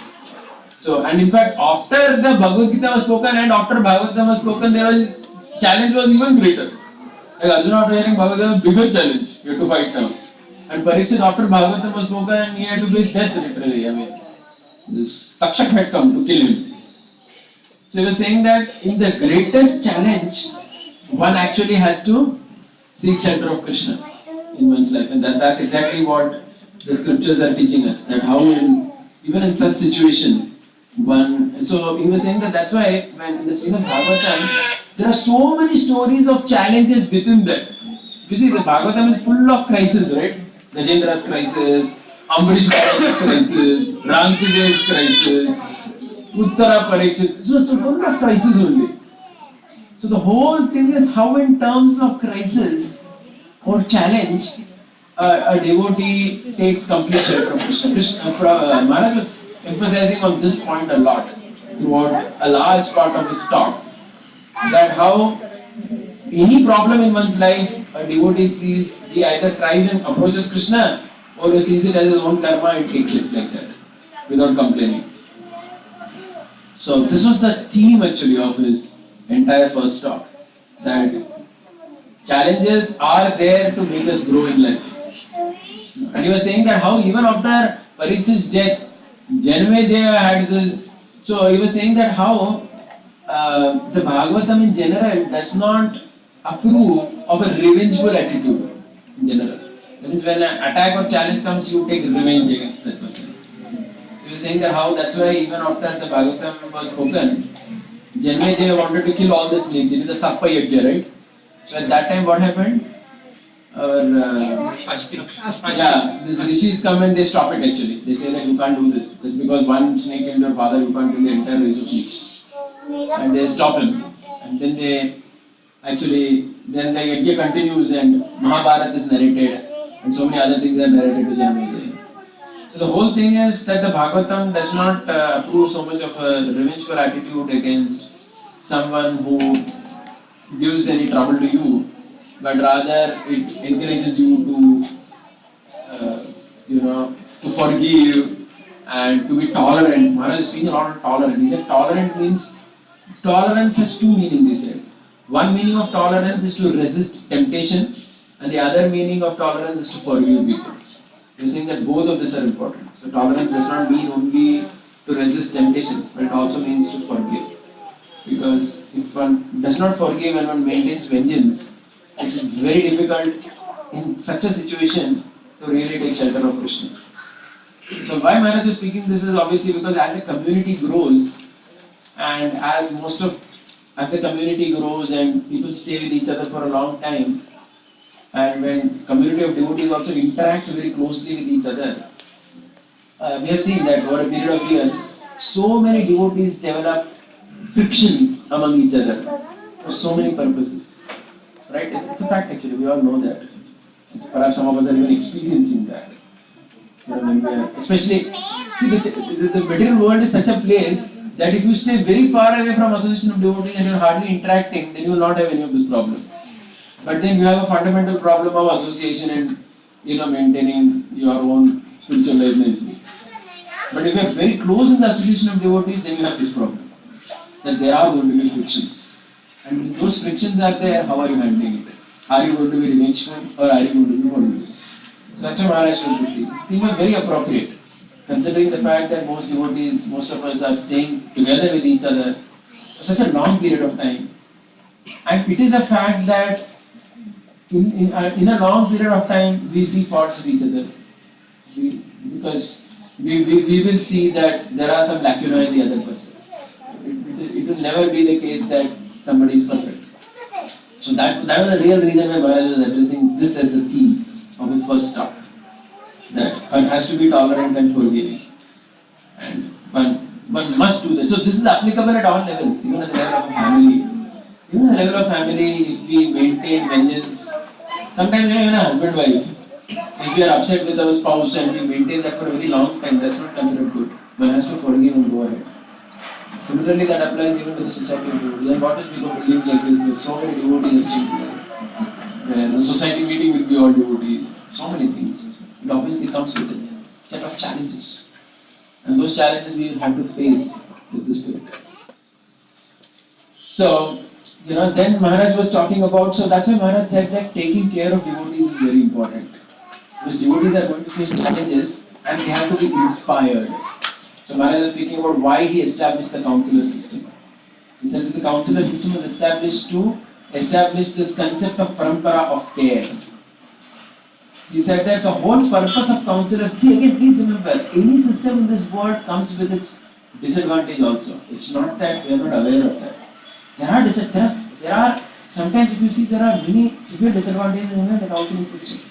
Many times we see counselors get, for example, very much attached to their counseling, and counselors sometimes do not want their counseling to, to take shelter of someone else, and they want to maintain, like we discussed, all these points were discussed actually in the Wada Yatra. Sometimes counselors want to keep, their people under them only. Always feel that this person should report to me and keep asking me only. So there are such challenges as well. It's not there because any system in the world comes with its flip side. But still Maharaj was saying that yes, that the purpose is to give inspiration. Maharaj was very clear on it. Maharaj was even in another talk, Maharaj is also saying that the counselor is not a person who allots service to people. He is not a service manager. वो उसका काम ही नहीं है बोले. His work is only to inspire people. So we have to know that. That means whomever people we are also connected with in our own lives. Maharaj said that leader means somebody who inspires others. That's all. He's a leader.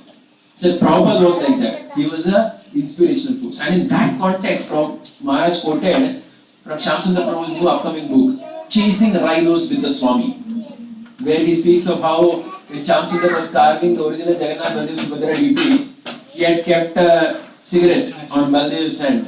Cigarette or ashtray or I think a pack of cigarettes, something he had kept one thing over there. But the Swami responded in a very, very understanding manner. He just said that, why are you allowing this pack of cigarette to come between you and Krishna? He did not fire him. He did not say that you are initiated now, why are you breaking the principle? He did not even later follow up to ask, chhod diya kya? None of that. He did not micromanage that fellow's life at that time. He did not. But Shyamsundar Prabhu says that that was enough for me to give up cigarette all my life. I mean, had Prabhupada not seen that pack of cigarettes, he would have never mentioned also. Is it also, yeah.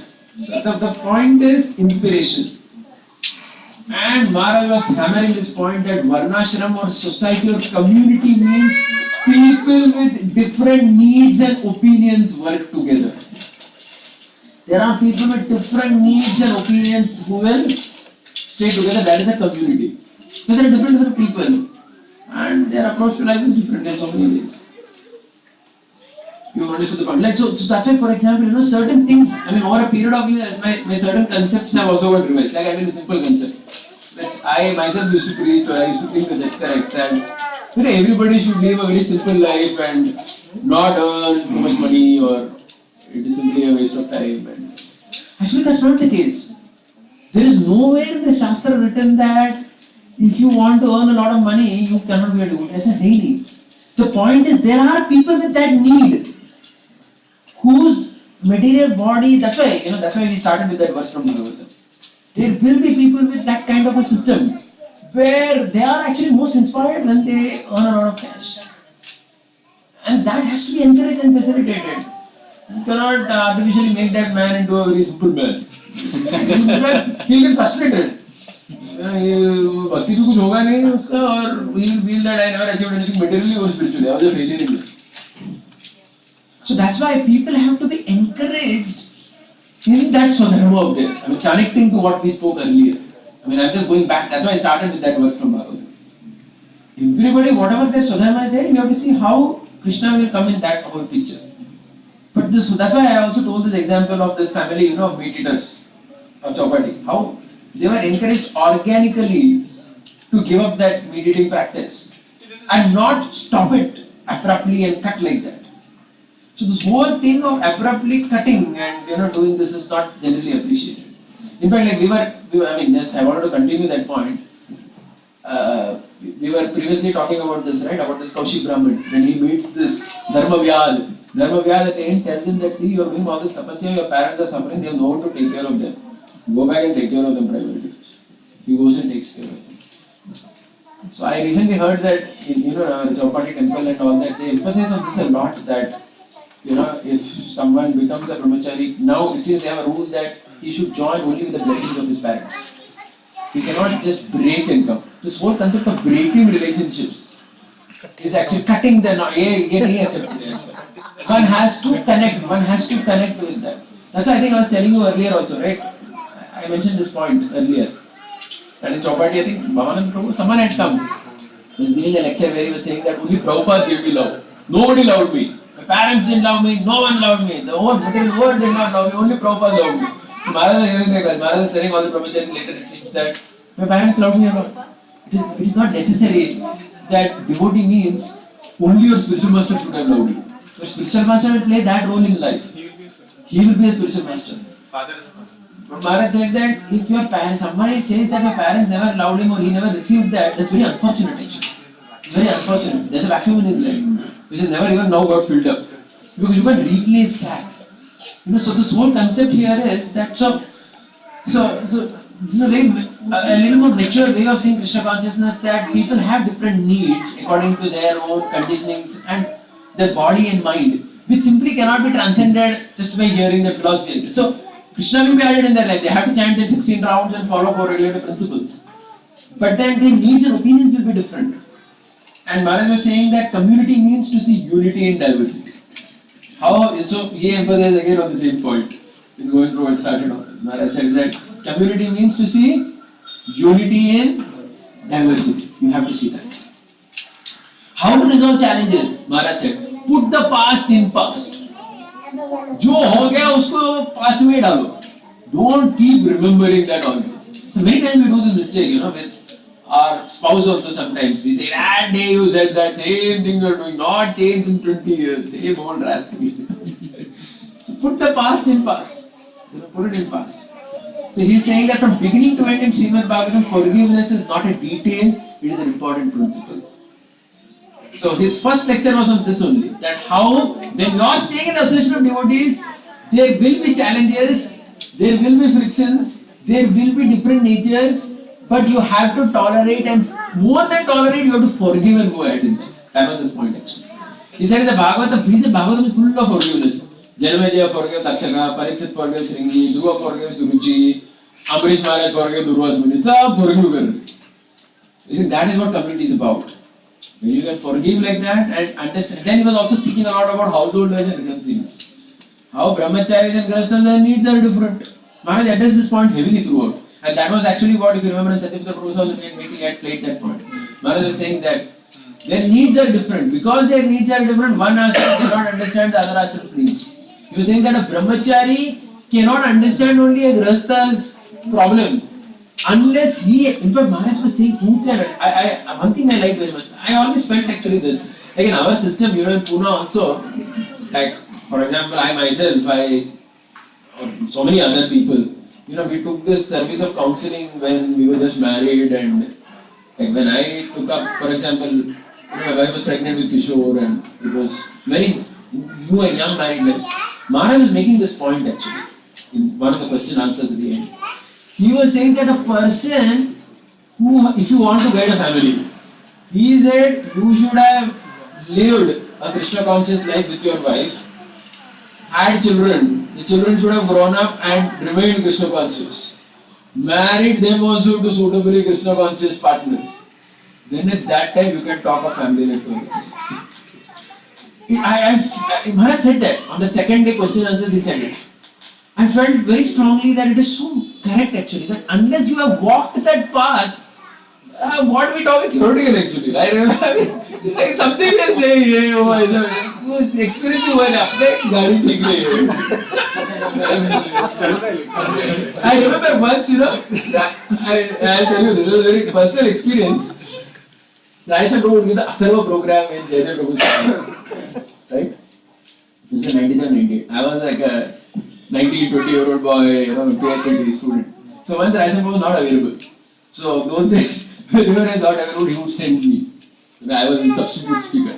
And once it so happened that my wife had the service of making garland for Raisa Prabhu. And once she had made it, I was the speaker. And she felt a little disappointed that this young boy gave up. So anyway, another personal thing. Before marriage or after? Before marriage. But that's very old. अरे बाबा गाने के गाने नहीं था. But was it before you had planned to marry?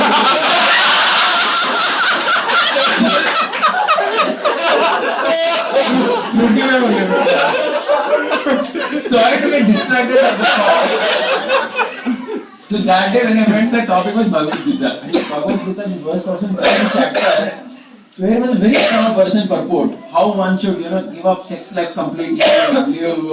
And of course, I was a young boy who had just had intense brahmachari association.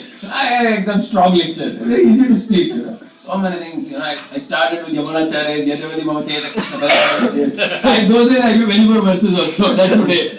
So putting one after the other, verses condemning material enjoyment, this, that. And the audience were all, there was no one younger than me in the audience. All were grastas who were seasoned people. After several years, 2-3 of those family people, when I got married and when I kind of knew them, my mother also came and told me, that day you spoke a very strong lecture. I also thought about it and thought that it was actually too premature to talk such stuff. When you were not at that level only of anything. We are just talking from the book literally. There was no real understanding or anything. That was not there, but anyway. So,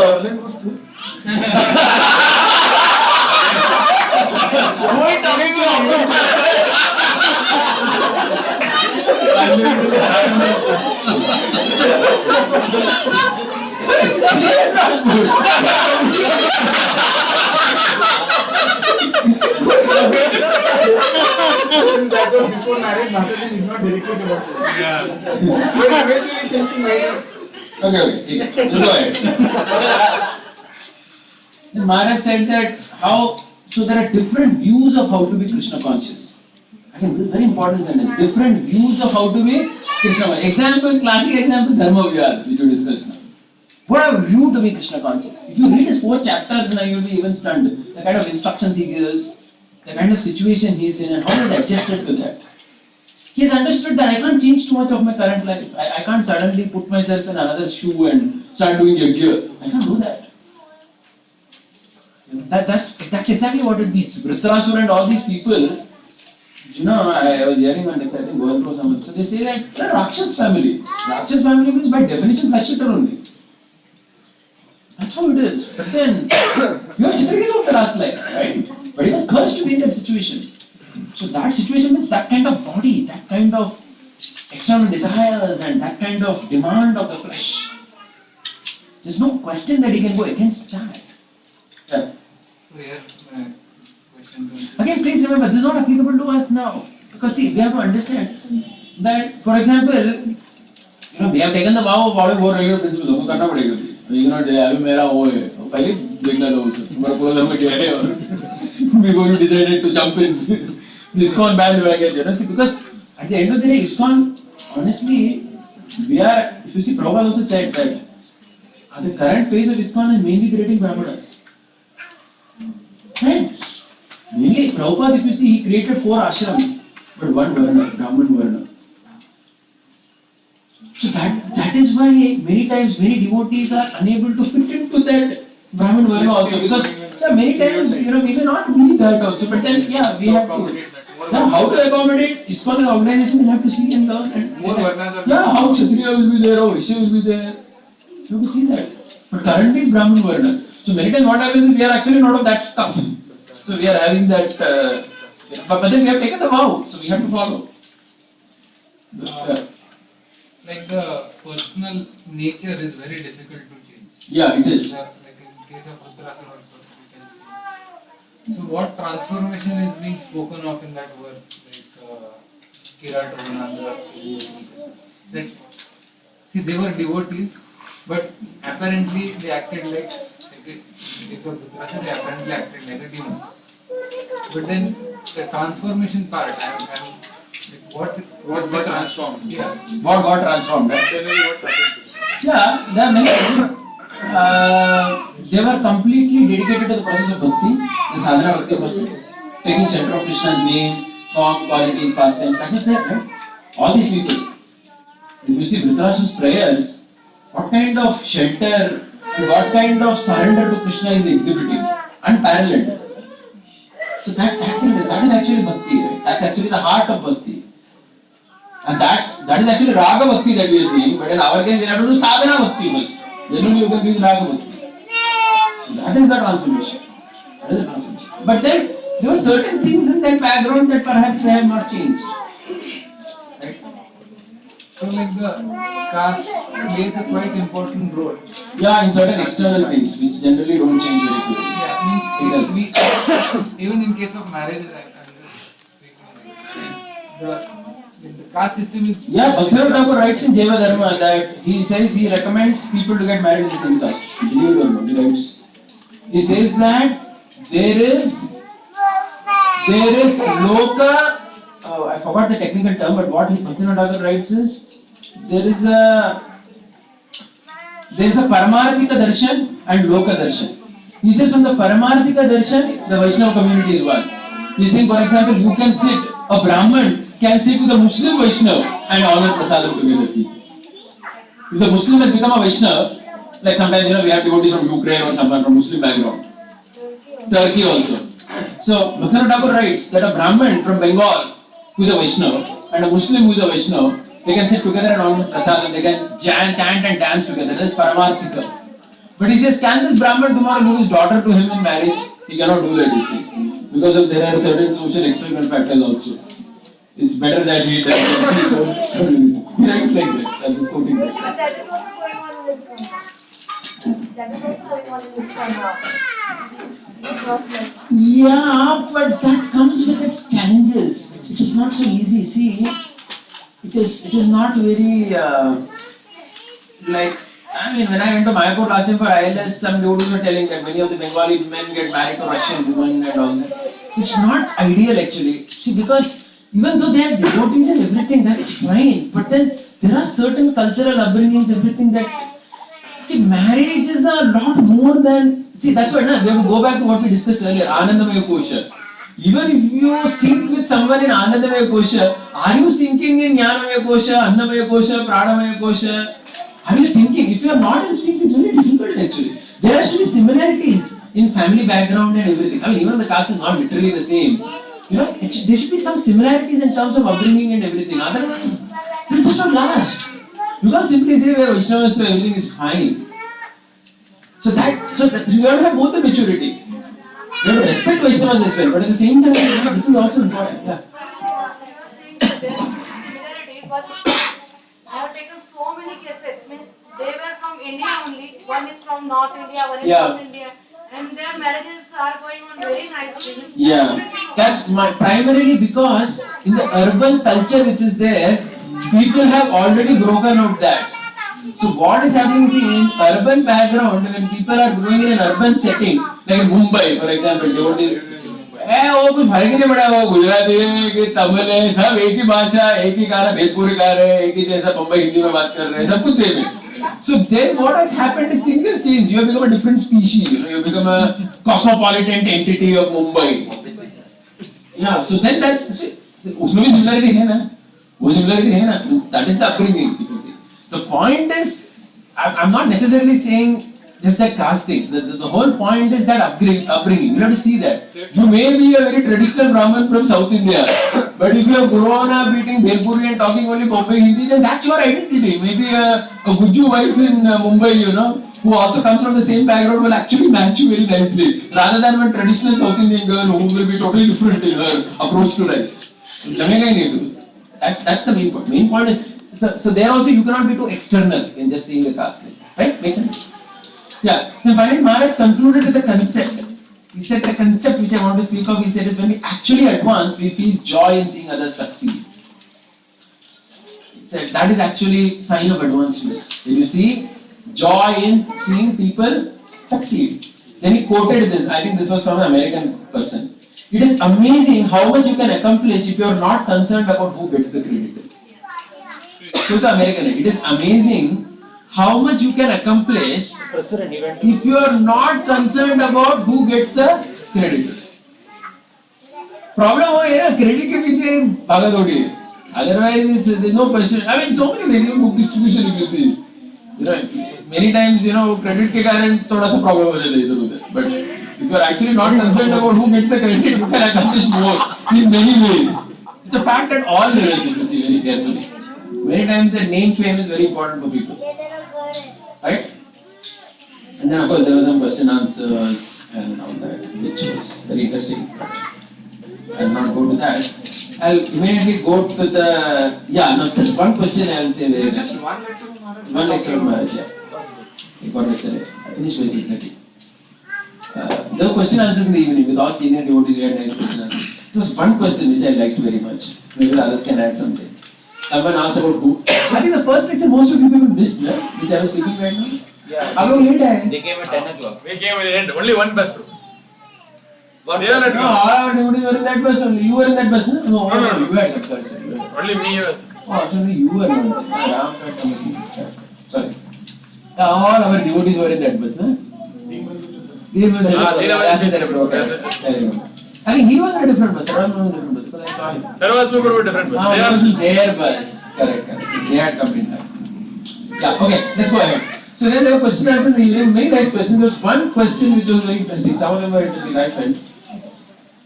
One was about women's empowerment. Someone asked about women's empowerment. The answer was very good. Going from answer. He said that this whole term of women empowerment, it's a reactionary statement. He said it's not a foundational statement. It's reactionary.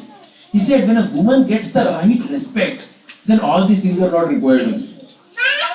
Then he said something very amazing. He said that there was one Prabhupada disciple, Mataji, who has been very strong about women's rights in ISKCON. See, because again, traditionally what happened is in ISKCON, see the main challenge in ISKCON, which I understood, after reading several articles, hearing people, is that there was a foreign culture implanted in the Western world.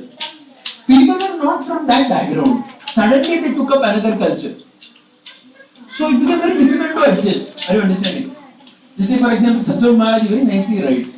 He says that when after Prabhupada left, the young gurus who were there, they were doing everything the way Prabhupada did. So it led to criticism. Like for example, they would have their Guru Puja daily. They would have washing of their feet daily. Because Prabhupada ke saath ye sab hota tha. So what Satsang Maharaj writes in this, we never knew only Guru कैसे होते हैं. हमें एक ही example था गुरु का Prabhupada ने जो किया हमने वही किया. हमको मालूम ही नहीं था कि there can be a guru who will not get his feet washed. We thought it is mandatory. Guru means his feet has to be washed. So when a foreign culture gets implanted, there are challenges if you see very carefully. Then of course later ISKCON understood और नहीं चलेगा निकाल दिया ये सब. Understood? There are challenges with that. So the thing is, so even this woman's respect, somehow it just was not there properly. Women were not respected. They were not able. So this one Mataji was a proper disciple. She would always demand that in ISKCON, women have to be respected. They should be, given same treatment like men. She had come to Chopadi itself. What was your idea of same treatment? So many things, like for example, traditionally in ISKCON, women had to stand behind. So many things. Because of Yeah, like for example, I tell you, if there are men proper disciples, they would give them an asana to sit. Women means they would not do that. Women proper disciples, they would not be treated at the same level. And they find it difficult coming from the West. No, and then they see, then this whole comparison comes, right? I am a woman, I am not being treated, a man is being treated like that. Indian because it's a different thing. They're coming from that, they're coming from a community. They're seeing only that example. So when she came to Chopadi, Maharaj glorified her and he called her on the Vyasa. Because that was one of her original demands. That, why women don't get chance to speak regularly, only men could speak. It seems she refused vehemently to come. So the whole point he was saying is that when she was respected, then her whole demand that women have to be empowered and this, that, oh, sab thanda ho gaya. Kuch hai nahi abhi, item. She was like, she was saying no, she was extremely embarrassed even to stand up in the crowd. Because ultimately a natural quality of a woman is shyness. See, what happens is that when you don't respect a woman, then this artificial fight comes out unnecessarily. That I also want to be like a man. But when you're given your proper respect, then you understand that way you can be naturally happy. So she said, I don't want to come, I don't want to stand on, what if you're coming and sitting with all these sannyasis and bitchy. And she was really happy. You understood? So you were saying that this whole concept of woman empowerment and all this stuff is a reactionary statement. It comes because of oppression. You oppress and that's why it's, it's like a spring that comes back at you. Then this also very nicely was saying.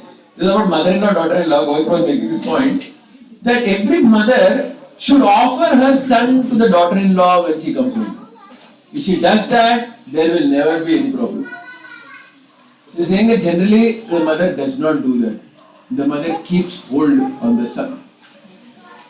So that is also the problem. So daughter-in-law आ गए तो son का पुत्र दान करना चाहिए. कन्या दहेज, कन्या विधवा. This is also there in the Mahabharata. That when Kunti, it is said that after Draupadi's wedding, Kunti always took a back role in the Pandavas' life. She doesn't come much. The Pandavas were primarily with Draupadi only. You understood? Kunti understood her role properly. So when mother-in-laws learn to behave like that properly, understanding, then there won't be problem. So this is there in the Shastra, if you see. The first one was she went. Yeah, second one was she doesn't go. She doesn't go. And even later also, her role is much more in the backseat than in the front. That's ideal actually. In the new Mahabharata serial, Yeah. Kunti initially she had a lot of role and suddenly after Draupadi. नहीं वो new Mahabharat है original Mahabharat व्यास की महाभारत में भी वही है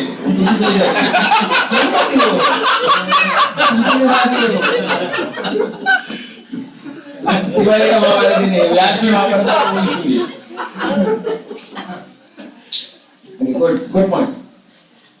Then Maharaj in the next day that was the last class, he took this verse from Bhagavatam of Prachetas. They're all the Prachetas unitedly. See, when Prachetas, there are 10 of them are there, they're all brothers. The whole story is that they're brothers. And after their tapasya, when Vishnu comes, Vishnu is saying that I'm very pleased with you because all of you have Good friendship. good, excellent friendship and relationship with each other. That's cooperation. Yeah.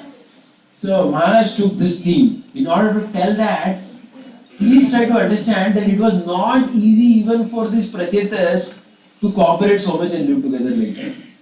Because as long as you are in the material world, Maharaj was making this point that difference between friendship in the spiritual world and that in the material world. He was saying the spiritual world, because the three moods are not there, friendship is purely on the Sattva platform, there is never any conflict only. But he said in the material world there are three moods. And because there are three modes, there are always likes and dislikes and peculiarities of people. So Maharaj was saying that even the 10 brothers when they were there together, it is not that they would have liked everything the way each other did. Like someone eats a particular way, makes some sound while eating. There are certain practical things like when you stay with a person you understand. Right? So that's why when you actually start staying with a person, there are so many places where you end up in a conflict. Because the simple things, the way a person brushes their teeth or maintains certain things also can irritate you a lot. Because it doesn't go in line with your thinking of how the teeth should be brushed or something like that. So people actually, that's why we see our husband-wife fight over very trivial reasons. It's all this only stuff. The way you do this, I hate to see that and all that. So that's because when you stay very close with the person, you see those peculiarities coming. But Maharaj is saying that's why he said in Kali Yuga, lifetime friendship is almost an impossibility. Very difficult. He said because interests keep changing in our life and our friends keep changing. He was saying that in the material world, even staying with devotees, if you want to maintain friendship with the devotees with whom you are continuing year after year, you have to specifically understand that I have to do this to please Krishna. Without that Krishna-centeredness, you will not be able to maintain friendship with Vaishnavas. This was a very central theme that he actually highlighted on the second day. And he gave example of this Prachetas. And then Maharaj gave his own experience. That was very interesting. Maharaj said that in New Vrindavan, there was one in charge devotee with whom he was staying. He said that this person and Maharaj were completely different in nature. Maharaj said, had I not been a devotee, I would have got nothing to do with this person in life.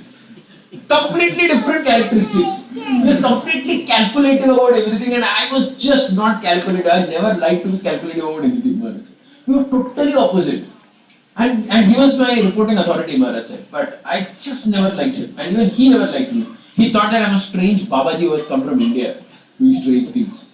So, both were devotees, both were proper disciples, but nature completely opposite. But Maharaj said that, later both of us understood that if we have to love Prabhupada, then we have to love this person. And in this way we decided to keep our friendship together in service of Prabhupada. It took months, he said, but then for 30 years we respected each other. So this Maharaj is his own personal example in terms of how to maintain relationship, friendship with devotees. Again, it was connected to the previous topic, if you remember. The first day mainly he spoke of challenges in staying with devotees and how one has to forgive if you have to really stay with devotees. And the second day he spoke on how you can maintain friendship with devotees. You have to really give this spiritual purpose to it. Anyway, now because I want to end soon as well, so I am going to do a lot of short here. I'll just give two more examples of Maharaj said how disagreements have to be taken care. One example he gave, of course, about our Arjun and Bhima and Draupadi Ashwatthama, whether he should be killed or not, how Arjuna reconciled that. And the second example he gave was of Vibhishan, again, what I spoke earlier. He said that when Vibhishan came, he was saying how Hanuman was sensitive. Very interesting story. The way Maharaj put it was very interesting. Maharaj said that when Vibhishan came to surrender, Sugriva said kill him. Others said reject him. Hanuman kept quiet. The reason Hanuman kept quiet, Maharaj said, is because Hanuman had a contrary view of Sugriva, but Sugriva was his boss. He did not want to openly contradict his boss. You see the sensitivity over here? Though Hanuman is a great devotee, but in the Leela, Sugriva is superior managerially. He is king actually, he is servant, Sugriva, secretary of Hanuman. From a spiritual perspective, Hanuman is higher, but from the managerial perspective, Sugriva is higher. Sugriva has already said he has to be killed. How can Hanuman contradict him? Hanuman keeps quiet. Everybody says. Ram asks Hanuman to speak. Hanuman, tell me your opinion now. That time Hanuman says that we should accept it. Till that time we did not say. So Maharaj said it's a very important principle you need to learn in Vaishnava society also. How you etiquette, how etiquette has to be observed. Maharaj used this as an example to give that point. I think that was a very sharp point being made. Yeah. For example, if Ram would not have asked Hanuman, he would have kept quiet. And he would have let Vibhishan being killed. No, whatever, Ram would have taken a decision. He would have objected to it. He would have been okay with it. First, he knew his opinion, but his boss has given an opinion, he didn't want to contradict it. So, there are some etiquette in public life. So this is one of the etiquettes. There's another etiquette that Govinda was saying, in some other context I remember. He was saying that the etiquette in Vedic Sanskriti is that a superior never glorifies his own inferior in front of him. He was saying that a man never glorifies his wife, or a man never glorifies his children in their presence. So this is a general etiquette in the Vedic civilization is being followed. People do not openly glorify like that. Even if they wanted to, it was very subtle actually. It was very subtle. I was saying that glorify as in, I'll tell you which context it is said. I'll tell you which pastime it comes in. The wives of the Brahmanas, when they surrender to Krishna and they come back, that time the Brahmanas are glorifying their wives. Correct? They are glorifying. Our wives so great, they went and surrendered, we are still not. So there in that commentary, some acharyas mentioned this point that normally so many husbands glorify their women. Here the Brahmanas are glorifying their wives. It is so special because generally in that culture, people wouldn't speak like that about their wives in glorification in public. Yeah, they would never do that. Or they would never even tell them on their face that, it was a very subtle culture.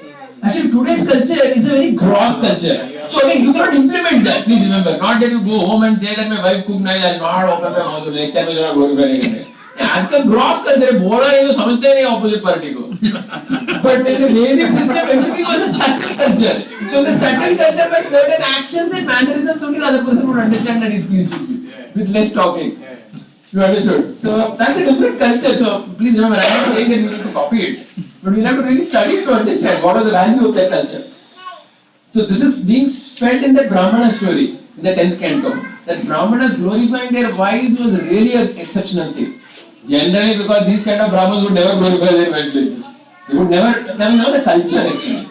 So the fact that they glorified it, that was really out of, their, whatever. That's the question. Out of time. Yeah, so Hanuman again kept mum.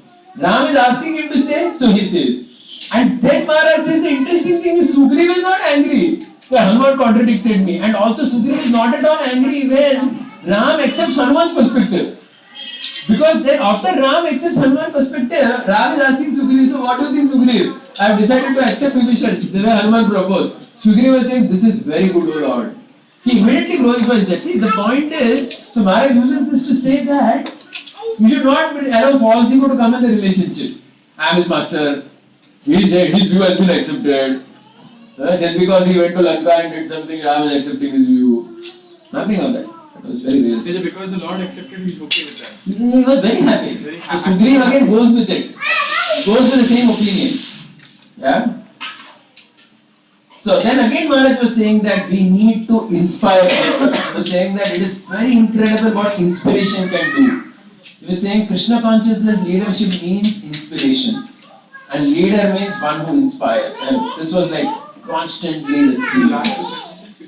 Krishna consciousness leadership means to inspire others. I was saying that the whole thing is about inspiring. Okay, there were many interesting questions. I asked, This point of management and leadership is very nice. yeah, I know, very, but just that, a little less time. You were very Continue for strict. extra time. Yeah, like to stick to time. Yeah. So Maharaj said that spiritual leadership is a state of consciousness and management is a tool. So management is a tool. Management is organizational methods to implement spiritual principles that arise from the heart or of connection with Krishna. So basically Maharaj said leadership is a state of consciousness. That means a leader is one who actually is a leader by virtue of his consciousness and advancement in Krishna consciousness. And management is a tool. Yeah, you want to add something? Maharaj was telling who is a leader. So he said leader is a state of consciousness. One who is connected to Krishna and he makes other connected to Krishna. So that is a state of consciousness. And management is a tool. And those who have this consciousness, they can use the tool nicely. Yeah, So the way he points is very nicely. Yeah, so we had very interesting questions. I'll just take 2-3 questions. Rajan Prabhu asked one about Garuda and Vasuki. Very interesting. He said that in the Samudra Manthan, when Garuda comes, when Lord comes on Garuda, Vasuki is there, right? So Vasuki is not comfortable. So Lord is asking Garuda to go away from there. So the question is that sometimes even among advanced devotees it is possible like this. Because both are actually servants of the Lord. But they don't get along well together. Garuda is there, Vasuki nahi reh sakta udhar. So again Maharaj connected to that by saying that leadership means to give space to people. And in giving space, sometimes it does happen that two devotees, both are great devotees, but they need their own space to function. They cannot really function in the same geographical location. If they are like Garuda and Vasuki. And the Lord is not preaching to either of them to give up their nature in this context. Even if Garuda will not attack Vasuki, Vasuki still feels very uncomfortable seeing Garuda. He feels that maybe this fellow will do something. Though they are all Vaishnavas, still that material aspect is being felt very strong. That was one interesting question. I'll just go to the last one, which Question actually session with Maharaj. That one question, Tulsi Prabhu asked and one I asked, both were similar actually. I'll ask the question. This was always going on in our system. About material problems, material solutions, spiritual problems. We wanted it from Maharaj's mouth something. Because before this, we had a long meeting. We were sitting one day till 12 o'clock, and you were there right that day. Sitting and arguing till midnight, or various issues connected to that. So we wanted to know really from Maharaj's perspective. And also what happened is Maharaj said many things in the class which, like for example, on the first day Maharaj spoke of overcoming challenges by taking shelter of Krishna. Then second day Maharaj spoke of, first day Maharaj spoke of that, and second day Maharaj spoke of how he himself built a friendship with someone just based on the principle of pleasing Prabhupada. You know? So we thought that we should ask this question. So Tulsi Prabhu asked first question. He said that is it that material problems need material solutions, or can they actually be solved by spiritual approach, and we actually solve it that way? Because generally we thought that Krishna consciousness means solve everything by spiritual approach only. But nowadays people are talking about all this also.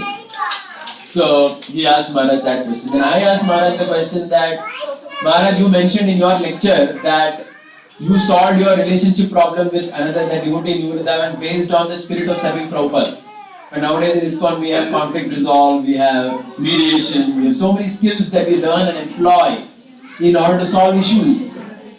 So is it that always we have to solve by that principle, or we are supposed to use this? There are two questions we asked.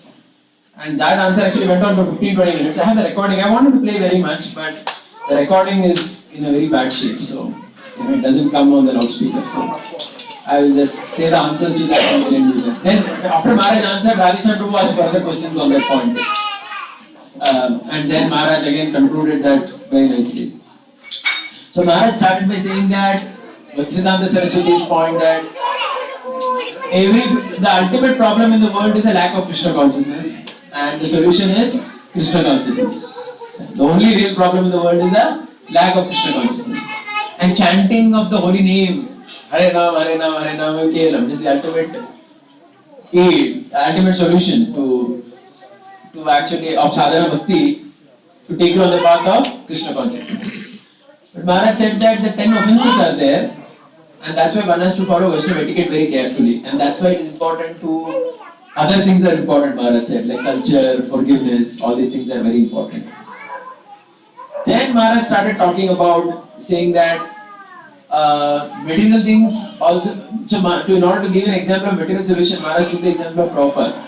Maharaj said that in 1968 when Prabhupada had a heart attack, so at that time the doctor who came told Prabhupada that your problem, Swamiji, is that you chant too much.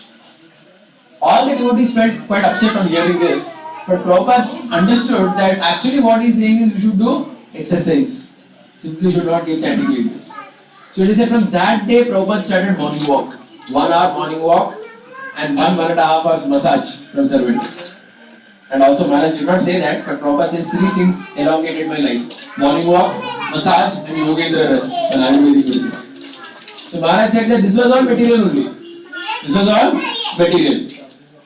So Maharaj said that in this way, if somebody is too angry or having certain emotional, so just like one has physical problems, one has to go to a doctor or take material steps to address his own issue.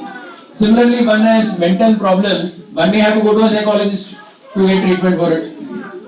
So, and Maharaj said, mature Krishna consciousness means to do the needful and complement whenever something is required.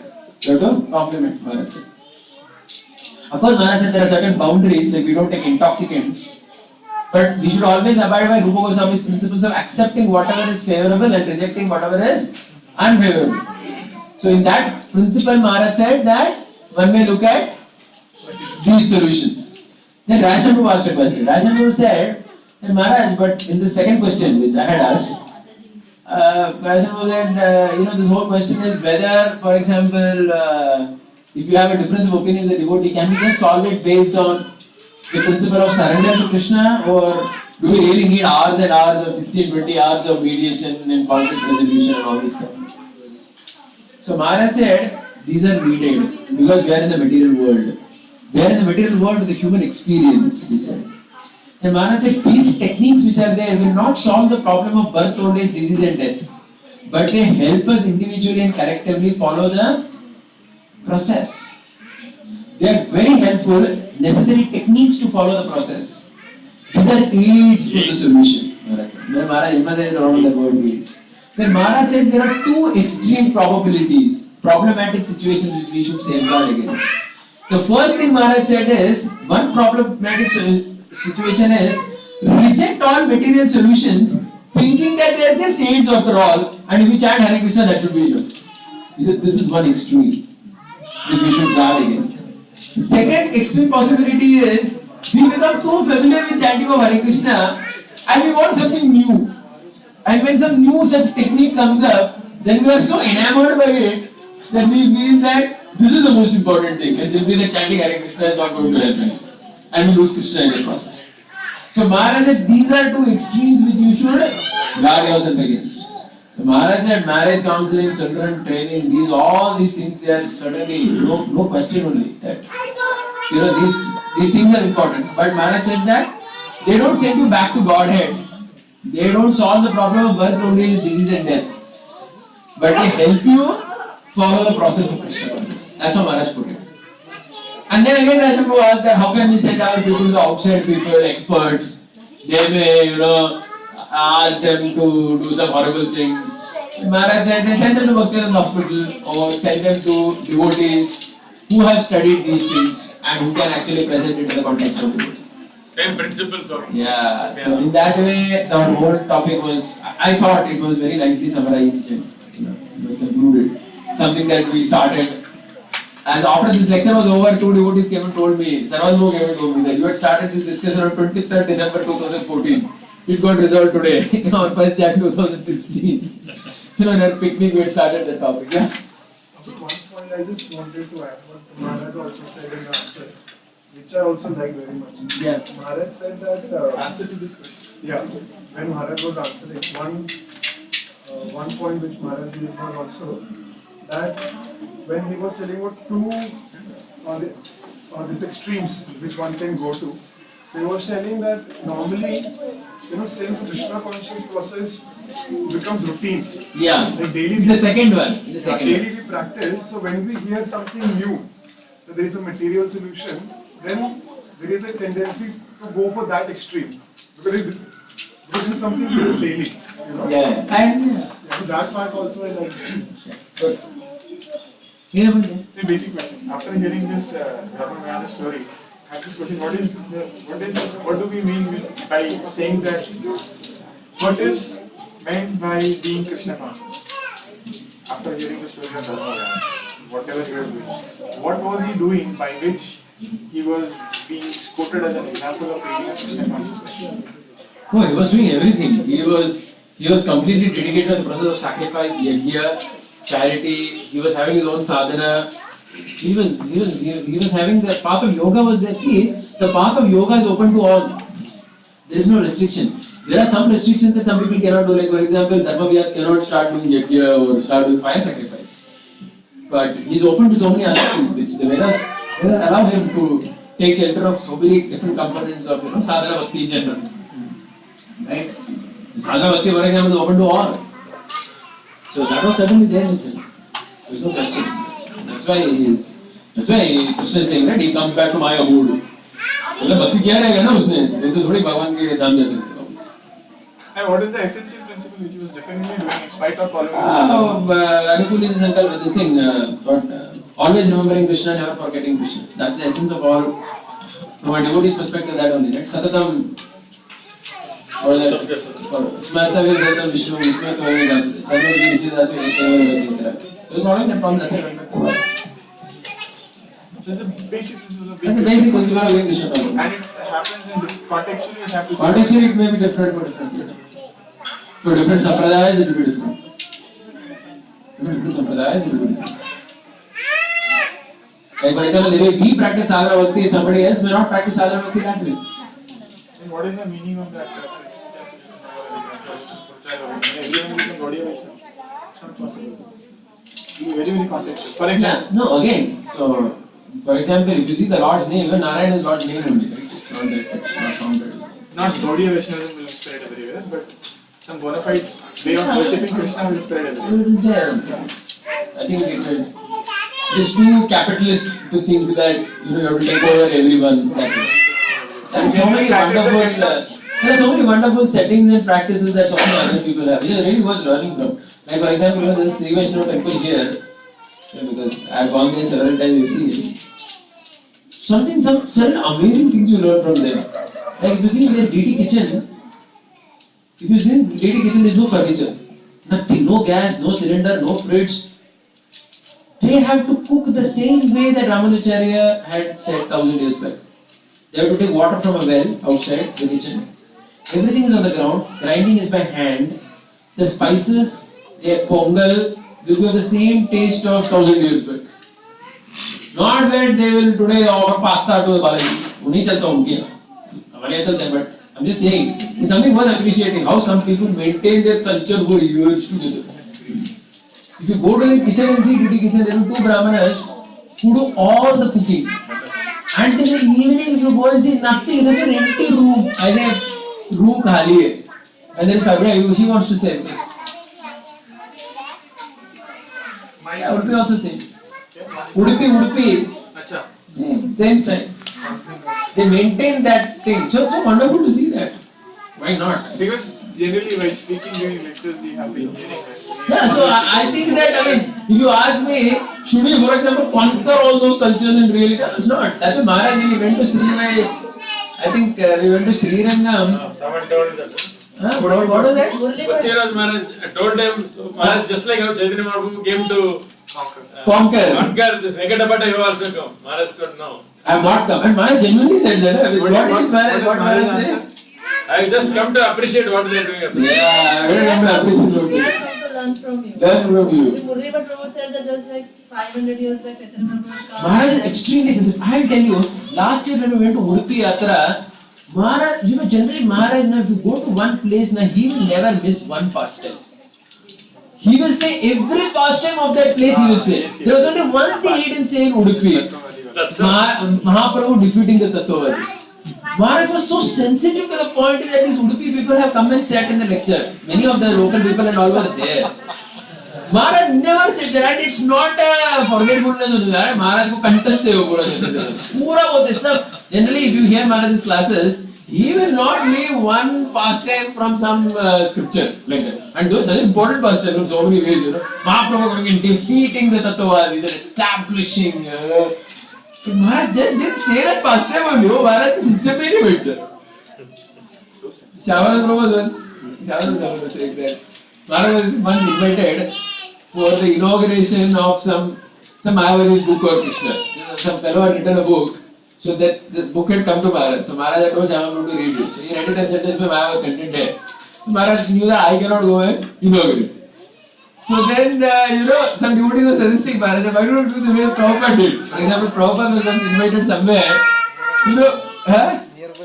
nearby Mumbai, many times Prabhupada did many things. One place Prabhupada said that this book is nonsense and they did not to read.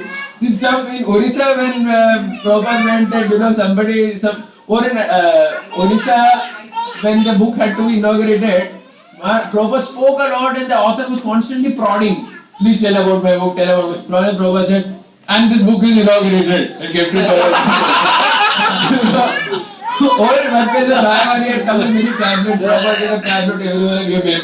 Some prasadam. So some devotees yeah, so some people were telling Maharaj, why don't you do some such strategy?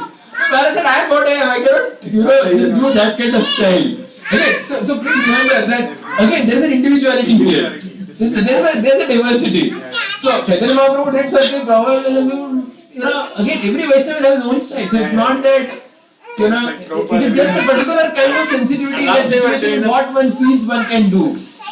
Maharaj may have not felt that I am like Chaitanya Mahaprabhu coming here to conquer all these people. Because as such, if you see also, there are extremely great Vaishnavas.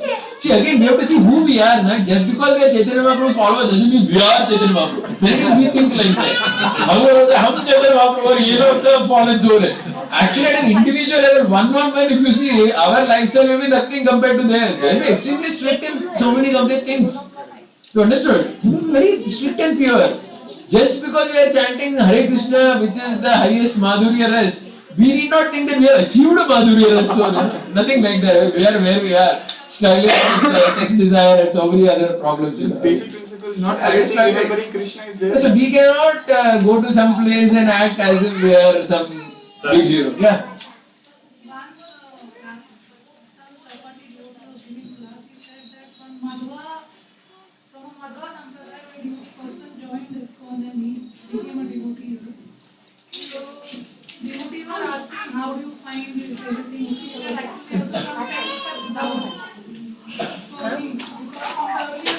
10 steps down. Yeah, it's in terms of so many things, right? I mean, we eat pav bhaji, we do so many things which are not acceptable to so many people. You can't do that. तो उनके definition में है ही नहीं ये सब खाना पीना ऐसा रहना कभी भी खाना नहीं चलता उनको. I mean, we are at 12 o'clock also Vaishnavas can eat ice cream, but Hari Bol, going to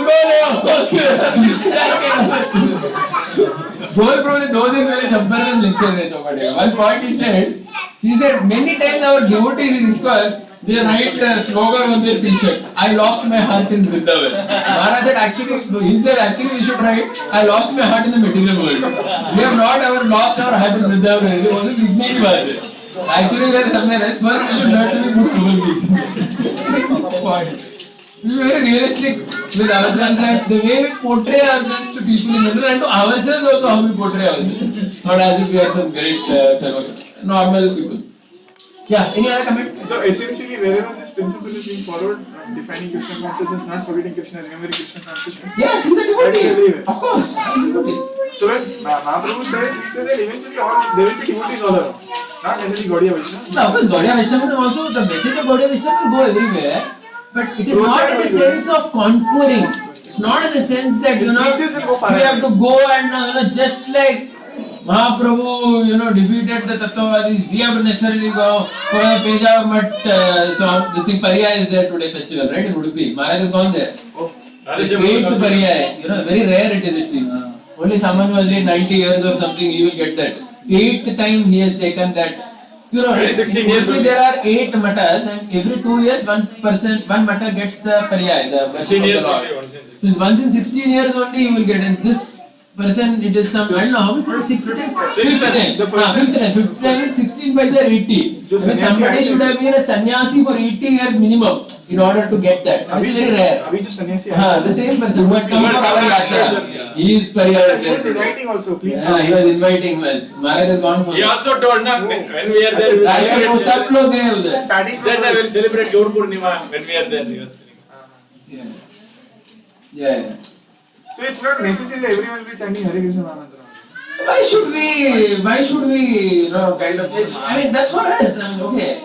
But it's not that we have to necessarily please other Vaishnavas. This is the interpretation which I was. So, when we are preaching to someone, they are connecting, and suppose they are chanting, say, Sri Ram, Jai Ram, Jai Ram, say, for example, then are we supposed to tell them to add Hare Krishna Mantra? Or just keep preaching and later on see what should be done? It's very difficult because they are doing it very sincerely and seriously. Every day they tell 1 hour, 2 hours they will tell. Then now adding Hare Krishna Mantra and that. This is something. Yeah, I understood your question. It's quite find like that. We do come across when we speak to many people. Number of people. People are doing something already. They are already doing a lot of things. When you start I mean, one thing we should not do, वो बंद करके ये चालू करेंगे यहाँ भी उनको छोड़ देने का, हाँ, वो ऊपर होता है, मतलब that would be the worst crime actually. Many times we tend to do that, we stop there, we give them and then, see that has been perhaps coming because of their सोदरमा उनका दादा परदादा सब कर रहे हो कर रहा है बेचारा, अभी वो बंद करके ये करके, if it doesn't get a proper, see, ultimately to practice anything we need a proper community and everything, right? I'll have to think about it. And get back to you. I'll have to ask some people as well. It's not necessary that everybody will go for Madhuri dress. Yeah, that is of course there. But then again, how? I mean, this question exactly. We have like that. I mean, we are also Madhuri dress to pretty good. We किधर Madhuri बाकी problem होता है.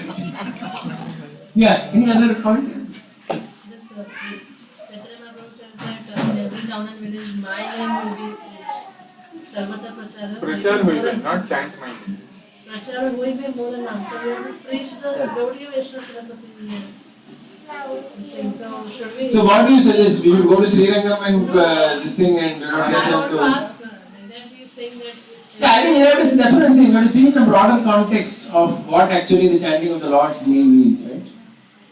It doesn't necessarily mean that we have to, other Vaishnava practitioners who are there, to what extent we actually go and, change them or convert them to our group and do that.